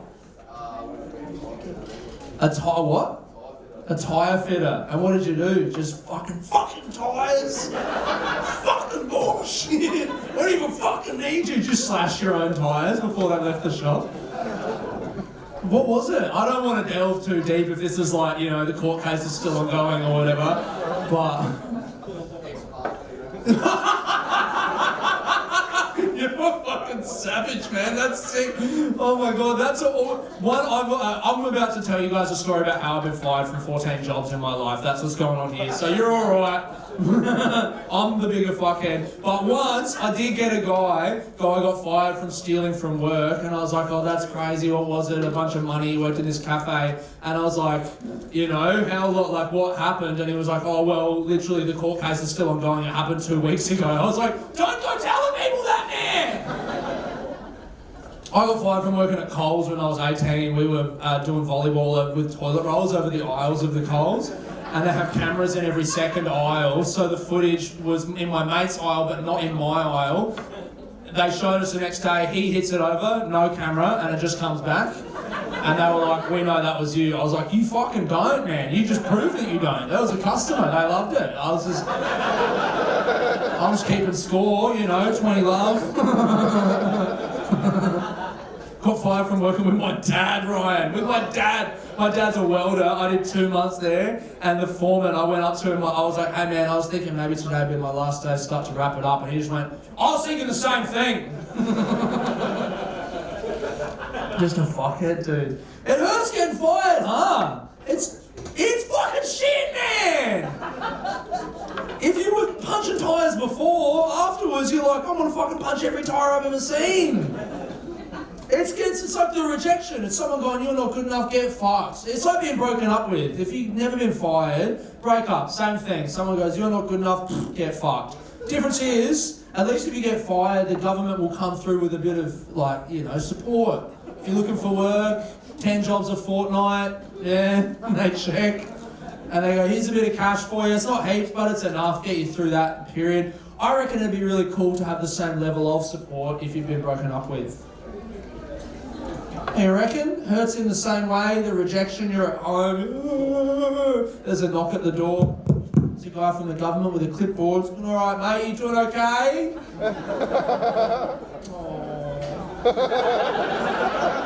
Yeah, you looking for love? Yeah, 10 dates this fortnight, good on ya. All right, that's great. Tick you off, now come here, let me give you a little kiss. Get you through, maybe a massage, nothing below the belt, taxpayers not paying for that, alright? Put that out there, I think that'd be nice, but you know, someone in the world, you try and do a good thing, it's never enough. There's always some fucking loser on Instagram, oh, they should get more support, they shouldn't just get a kiss, they need blowjobs as well, it's not fair. And then there's another person who goes, they're not getting blowjobs, my tax dollars will not be paid for blowjobs for these losers. And now they're just arguing in the comments, you know. Well, you don't understand what it's like to be in their position because you grew up with blowjobs in your family, so how could you possibly understand? Your area had high blowjobs per capita. My dad worked hard for those blowjobs. There's more on this guy if you want. My grandfather came to this country, he didn't even know what a blowjob was! And he died with his dick in someone's mouth, and that's why this country is the greatest country. Yeah, bit of politics there for you. Thank you guys very much, have a good one.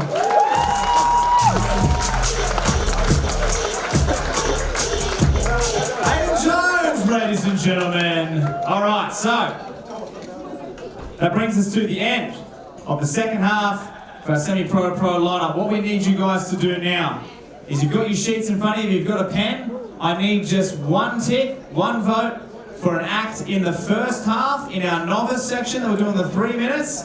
Hopefully you've memorised them and associated with the names. And then I need one tick for our second half in our pro, semi-pro lineup, okay? Do that, pop it on your table when you're done. Don't need to fold it up and hide it or anything like that. You know, it's not Survivor trying to put people off the fucking island.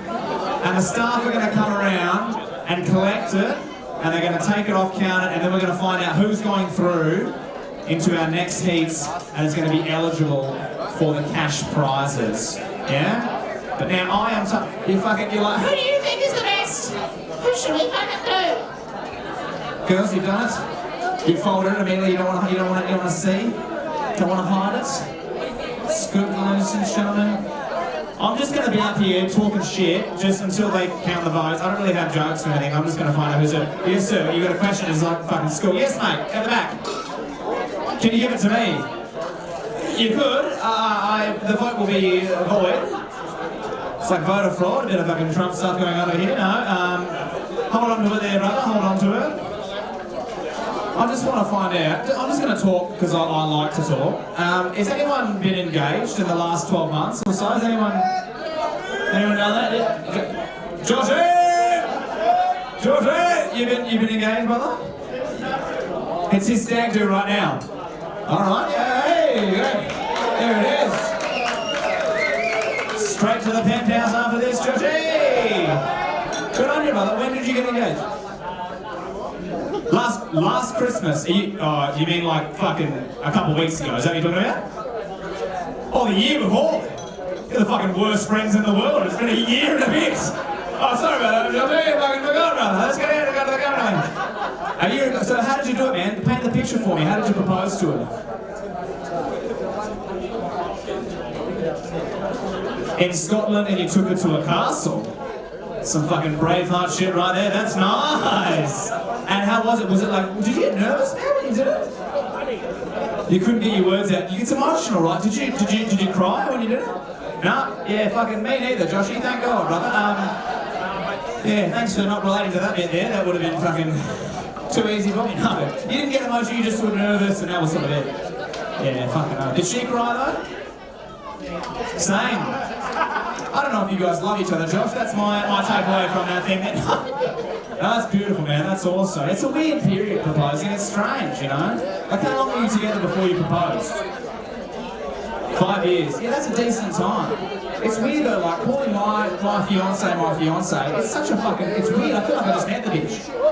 Like it was 5 years ago, but I feel like I barely know her. You know what I mean? Like I remember meeting her for the first time out in the club. I remember the first thing I noticed about her. Like, we got a couple here. It's something you guys are loved up. You knew it was coming. Come on. What was your name? Kerry, and your name, brother? Kerry and Chris, of course. And do you remember the first time you met Chris, Kerry? What was the first thing that caught your eye about Chris? What was the first thing you remember thinking when you saw Chris? Say it again. Oh shit. You're asking for permission. Can I tell him the thing? You dated in high school, right? That's like a Twilight novel or something. That's beautiful. That's like a movie. Yeah, it's like a beautiful. Do you remember in high school the first thing you noticed about Chris? That you didn't even like him. She was a bitch. You might get a divorce out of this tonight. It's a crowd work here. Too far gone. 22 years in. Hey, that's fucking Aussie love right there. Hey, 22 years, like, we'll get a caravan, we'll travel around the countryside eventually, we'll fucking kill each other, it's all good, it's all fun. So you remember not really liking him, and you remember seeing Kerry. Do you remember the first thing you noticed about her? Anything come to mind? Bitch. Not anymore, you've loved it up. I'm gonna be honest guys, that wasn't on the bingo card for me in crowd work tonight. I usually get some pretty wholesome answers, maybe something cheeky like, oh she had nice tits. I didn't like him, fucking bitch.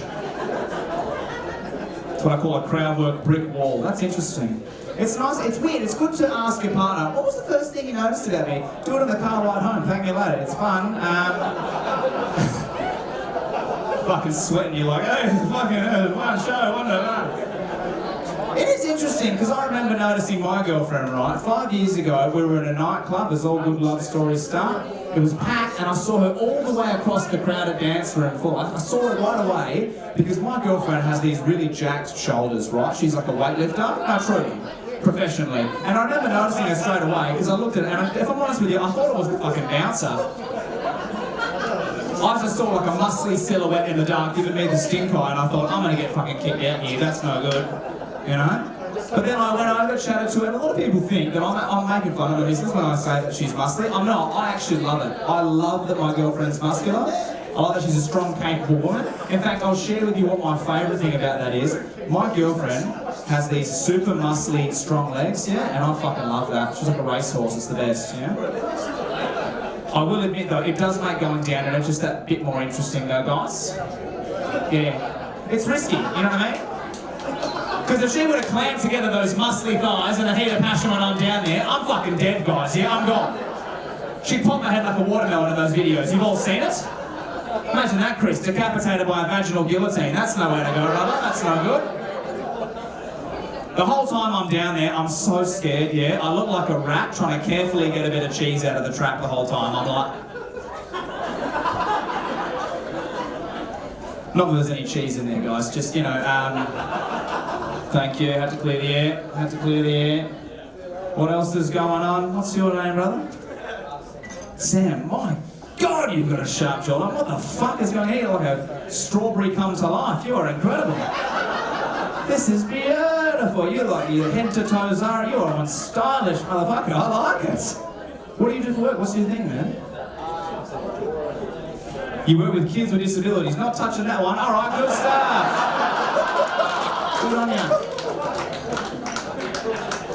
That's a fucking checkmate, isn't it? He's like, I don't want to talk about it. I work with underprivileged youth and disabilities. Do what you will, Mr. Comedian. No, fucking... No, fuck it, I'll go in. No, that's awesome. I like your vibe, man. You got a cool vibe about you. And you work with, you know, like, it's unfortunate. I gotta say it, like, this might be inappropriate, but I feel like, do you guys ever, like, when you meet a man, do you ever sort of feel their energy and then just, like, involuntarily, like, associate a penis size with that energy? Do you ever do that? Do you ever just, like, yeah, like, brother, do you ever just look at a bloke and think, what's he got? You know what I mean? Like, how good, yeah, it's like a dick doll, like a Ray dick, if you will, you know what I mean? You just sort of scan it out. After chatting to him, taking him in, knowing what he does for a job, I reckon he's got an absolute fucking hammer on him, you know? And that's just that you don't have to confirm or deny. Look at your face when you're like, what's the face that says thank you so much? It's true. It's just a vibe I'm picking up from you, brother, you know what I mean? And the fact that I saw her come in like this. Oh. She had a brace as she sat down. No, it's good fun. I do feel bad for the girls whose boyfriends have big dicks. I do feel bad for them. You know what I mean? That's not good. Don't. All right. I knew I shouldn't have brought Mum.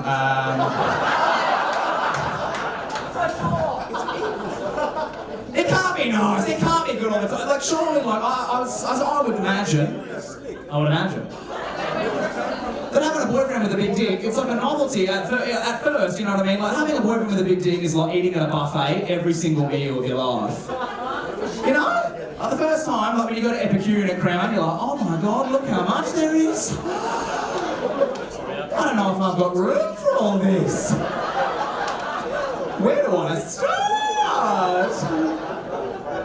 But you leave a buffet every time the same way, like these girls will be leaving, you know, it's to be like, I've had too much, my tummy hurts. And every time you leave a buffet, you don't ever want to go back anytime soon. But these poor women, they've got to have a fucking buffet every meal. Surely that's horrible. Surely they just get snacky every now and then. Surely they just want to have like a light Asian noodle salad, you know? Like, fucking big dick every time. But you say don't feel bad. Is that right? Yeah. Look how tired you sounded when you said that.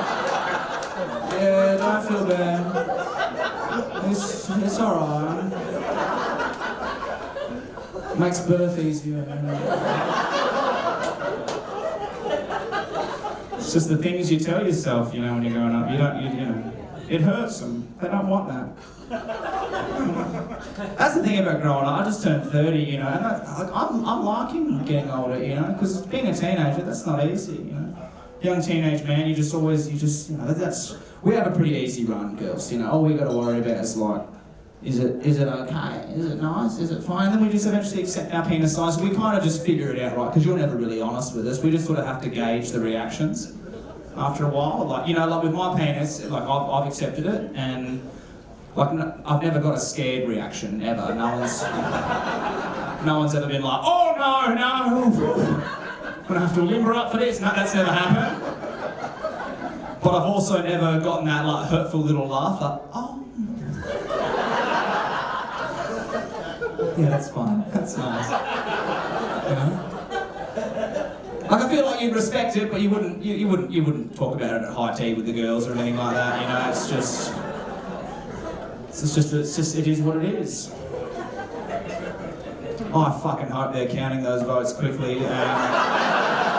It's turned from a comedy show into me just trying to convince you that my penis is okay.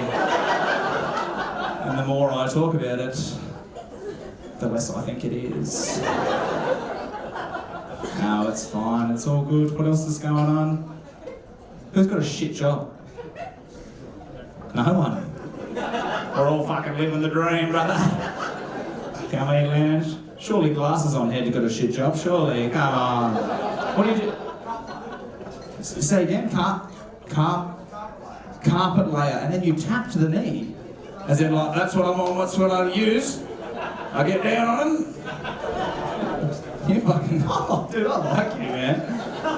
You're not even aware that you're a stereotype. That's the best. The sunny's in the head. Fucking carpet layer, Ken. Fucking love it. It is what it is indeed. I like it. And, like, how do you get into laying carpet? Like, is it just like is it an apprenticeship? Is it a thing? And then you just go straight in. Do you work for, like, you ever seen, you're right, Johnny?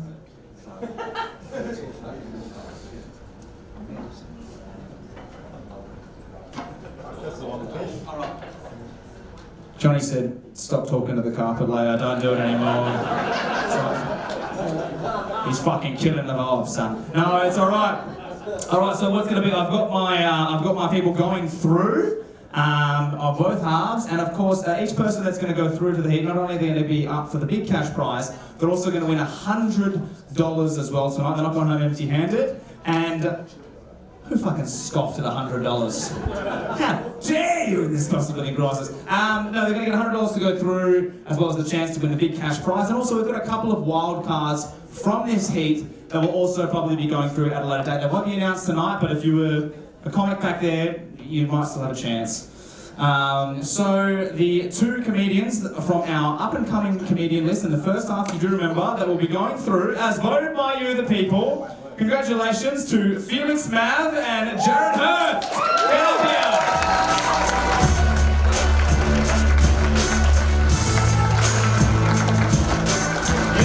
Keep it going.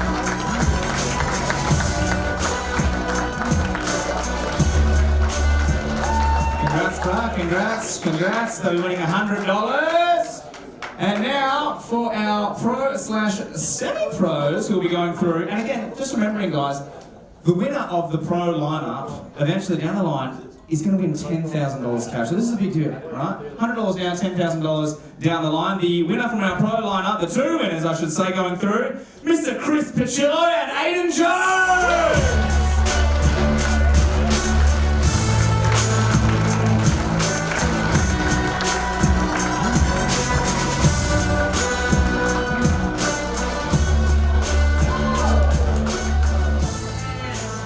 We got Christy Pacillo. He's gone to his fridge. What a baller. Aiden Jones is going to hold on to that for him. He's a trustworthy man, as you can imagine. No, fucking he doesn't want it. He doesn't want the responsibility. Ladies and gentlemen, thank you all so much for coming out. One more time, round of applause for people going through this Starting Comedian of the Year competition. You guys are absolutely amazing. We're running fringe out of the Comedy Lounge. Check us on the website. There's going to be some of the best acts from all over the country, all over the world, every single weekend here. I've had heaps of fun with you. Thank you so much. My name is Blake Richardson. Get home safe, guys. Thank you.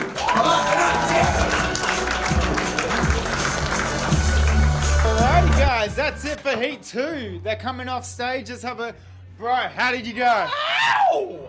Oh, he's got that bread. Fucking $100, cunt. Sorry. One step closer. We won't. One use that on the closer to 10 grand. When's the final bar? Because I'm not gonna be here. Well, you can fly over for 10 grand.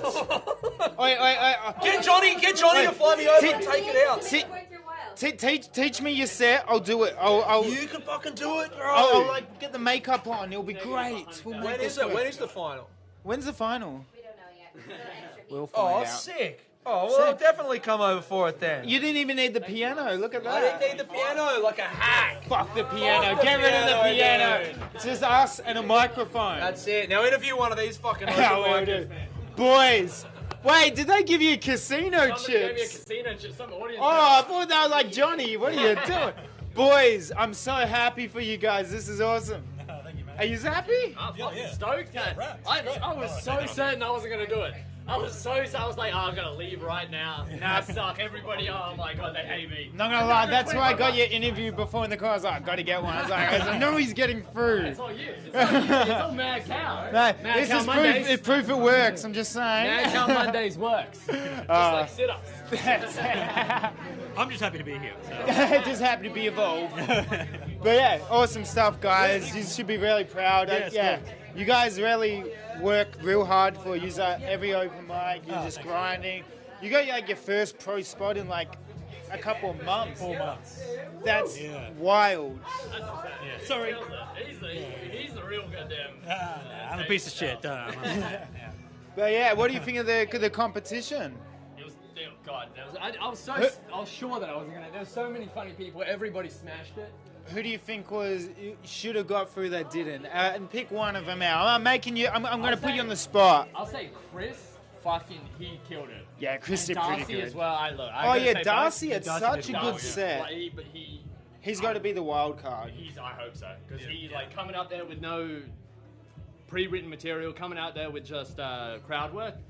I wish I could do that. It takes me 10 years to fucking even think of a comeback. I'm so neurotic, like I have to just like think about every single word I'm gonna say. Yeah, it's all scripted. Even this, I wrote.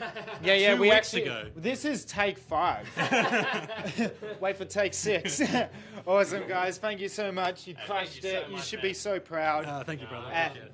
Awesome. Go get some drinks. You got some money. I'm rich. I'm gonna use that $20. Oh, you can pay us that money. No.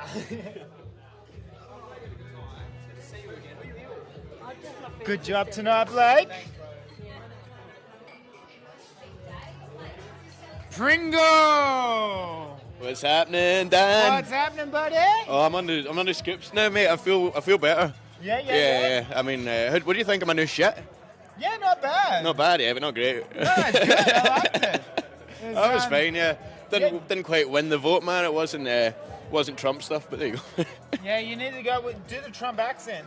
No, man, I feel like that's hack, man. Like, I've actually got a bit about Trump, but I don't know why I do it, because it's like, oh, every cunt does it, you know what I mean? Yeah, I did a bit of Trump material at Neil today. Everyone's doing it, man. Yeah.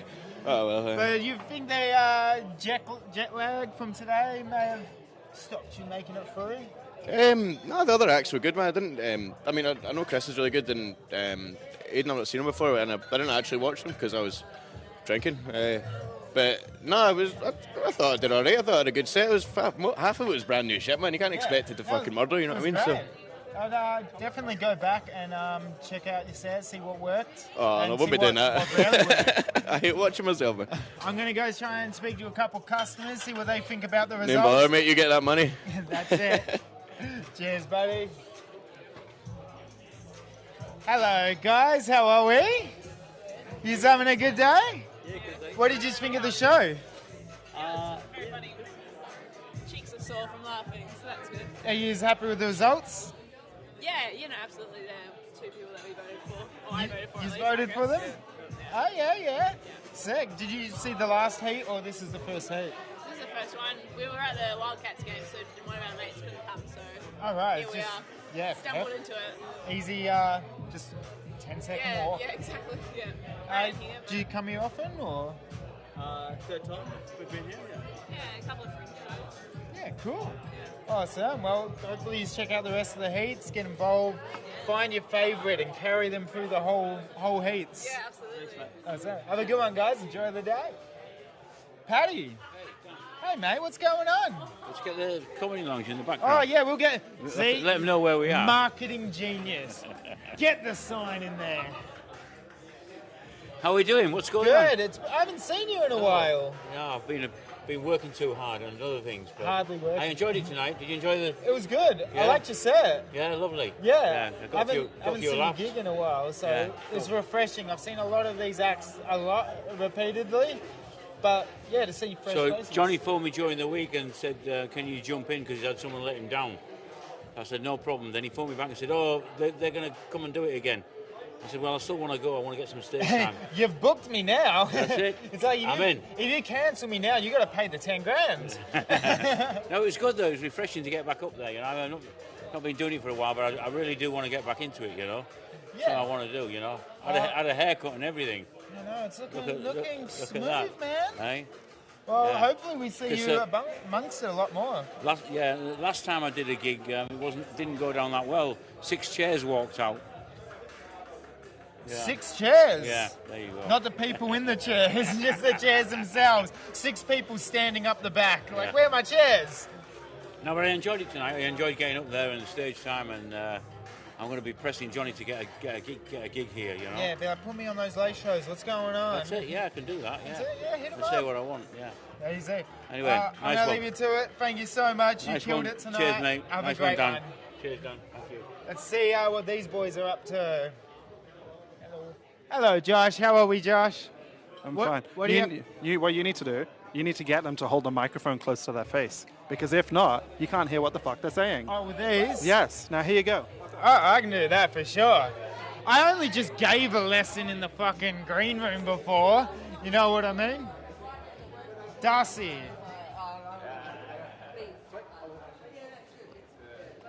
Daylight robbery, question mark. Look, as funny as I am sometimes, I know my face is punchable. Nah, I think you had an awesome set. That was because like even Felix gave you a good rap before, saying about like that was incredible, just on the spot. You didn't have anything planned. Yeah, it was. I was like, it's got to be new, right? So, what's the newest shit you can do? I love the absurdity, especially when you're like small dick, turn gay, or like you know. You gotta fuck is solve the that? problem. It's the funniest, quickest response to a problem solve ever, and it's awesome. Yeah, I am a true problem solver. I'd keep this going. Oh I'd yeah, keep this going. it's a thing I've been thinking about doing, and I think I'm going to continue. Let's do one now. Okay, So- you got a solve problem? my problems. What problem you got? Problem. I have too many tissues around my bed. Clean, cunt. Clean. Right. Take a couple of Dexies, maybe do a line of coke. Clean. I thought we would get more creative than the clean. I thought you'd be like, you know, Bro, tissues are disgusting. Make a mosaic, new bed sheet. No, we're not making art out of your cum, man. We ain't doing that. Who We just- said that? This is for like blowing your nose. You know, I watch That's a lot even of, more disgusting. I watch some romantic comedies, man. All right. I know what you can do. I'll give you a better one. We'll go better. Okay. My grandma stubbed her toe. Oh, easy. Retirement home. Done. Fixed. Get her out of here. Take her fucking where she needs to go. She's going to get fed. If she stubs her toe, there'll be a nurse on it wrapping it up and going, there you go, you old cunt. We can put you in the bath and drown you. You're done. Then my next problem is my grandma's in a nursing home. Win. What is this? She makes some fucking good Irish stew, I'm not going to lie. All right, okay. So, what you can do is, you can kidnap your grandma, then sue the nursing home for losing her. Then you have your grandma back and a big payday, and you can put her in a new nursing home, and you can have it where she can still cook in that new nursing home, but you've got cash. You're a genius. Darcy Cav, check him out. One of a kind. Final words on the night. Final words. Winners were had. Comedy was done, and good to be back. Love you guys. Hi. Enjoy that. Have a good one. Alrighty, guys, that is all from us tonight. This has been Heat 2. I hope you are. Whoops, sorry. What do you think of the night? Oh my gosh, I loved it. You just stumbled I into had this interview. That's crazy. a little bit, but you know what? I was heading out, but I'm ready to chat if you Alright. need me to. Who It's all did you good. vote for? Michael Michael. Damanska. Oh yeah, He I was love Mike. hilarious. Yeah. He's Damanska. one of the boys I've been training up, like him and Were Felix you? and that, and Yeah. Jared. So Felix as well was really good. Oh, that awesome. I felt like That's maybe the next like generation of Perth comedy. they have such short amount of time to get the audience's attention that I felt like they just did a really good job of grabbing, you know, the audience attention really short on these They've been jokes. practicing it a lot. Really Seen a lot of funny, bombs, really so- short. The first A guy couple, that first guy that went, bit of a bomb. little bit of a bomb, major but of a bomb, maybe. Yeah, it was There a were bit, some really good rough ones having him tonight. on first, but yeah. really good ones tonight, though. That was his 6th ever gig, I think. So How many has Michael Domansky had, do you know? probably maybe 15 or something. Okay. So That- once you that's still pass pretty. 8, that's Oh, really eight's the lucky No number. excuse, yeah. no excuse, Oh, it was surely. definitely 8. I remember my 7th gig. I had the biggest bag of dicks up there. 8th crushed. Yeah, that's how it works. That's how it's So why weren't you up there tonight? I'm doing this tonight. Oh. So they told me to wear a jacket. I was like, Right, I can wear do this. a jacket, and you're not up. I'm up on battling the for the title. 7th. Or too Okay. Yeah, too like- busy eating dicks, maybe. Yeah, Oh. that as well. you never know. But Yeah, who was the host tonight? Blake Richardson. Blake Richardson. Yeah, Okay. he's pretty good. Yeah, Blake. Maybe stick to hosting. That's what I say. Oh, Blake, you've been called out. He's going to watch this. No, I'm kidding. Blake was great. Are you guys going to come see more of the heats? Absolutely. Look, we were here last year for Fringe, and this next year we'll be back. Absolutely. Sweet. Well, It's come back really for good Heat fun. 7. Come vote for Yeah. me. I'll try not to Vote bomb. for you reckon? Yeah, that'll be it. Yeah, it all depends, doesn't it? That's it. All right, I got the signal Thank to you so wrap it much. up. We got to finish this. So Absolutely. thank you so much. Have a good one, guys. I'll see you next time. Thank you so much, guys, for coming and checking out Heat 2 at the Comedy Lounge for Comedian of the Year 2025. I've been Dan Ward, and have a lovely night.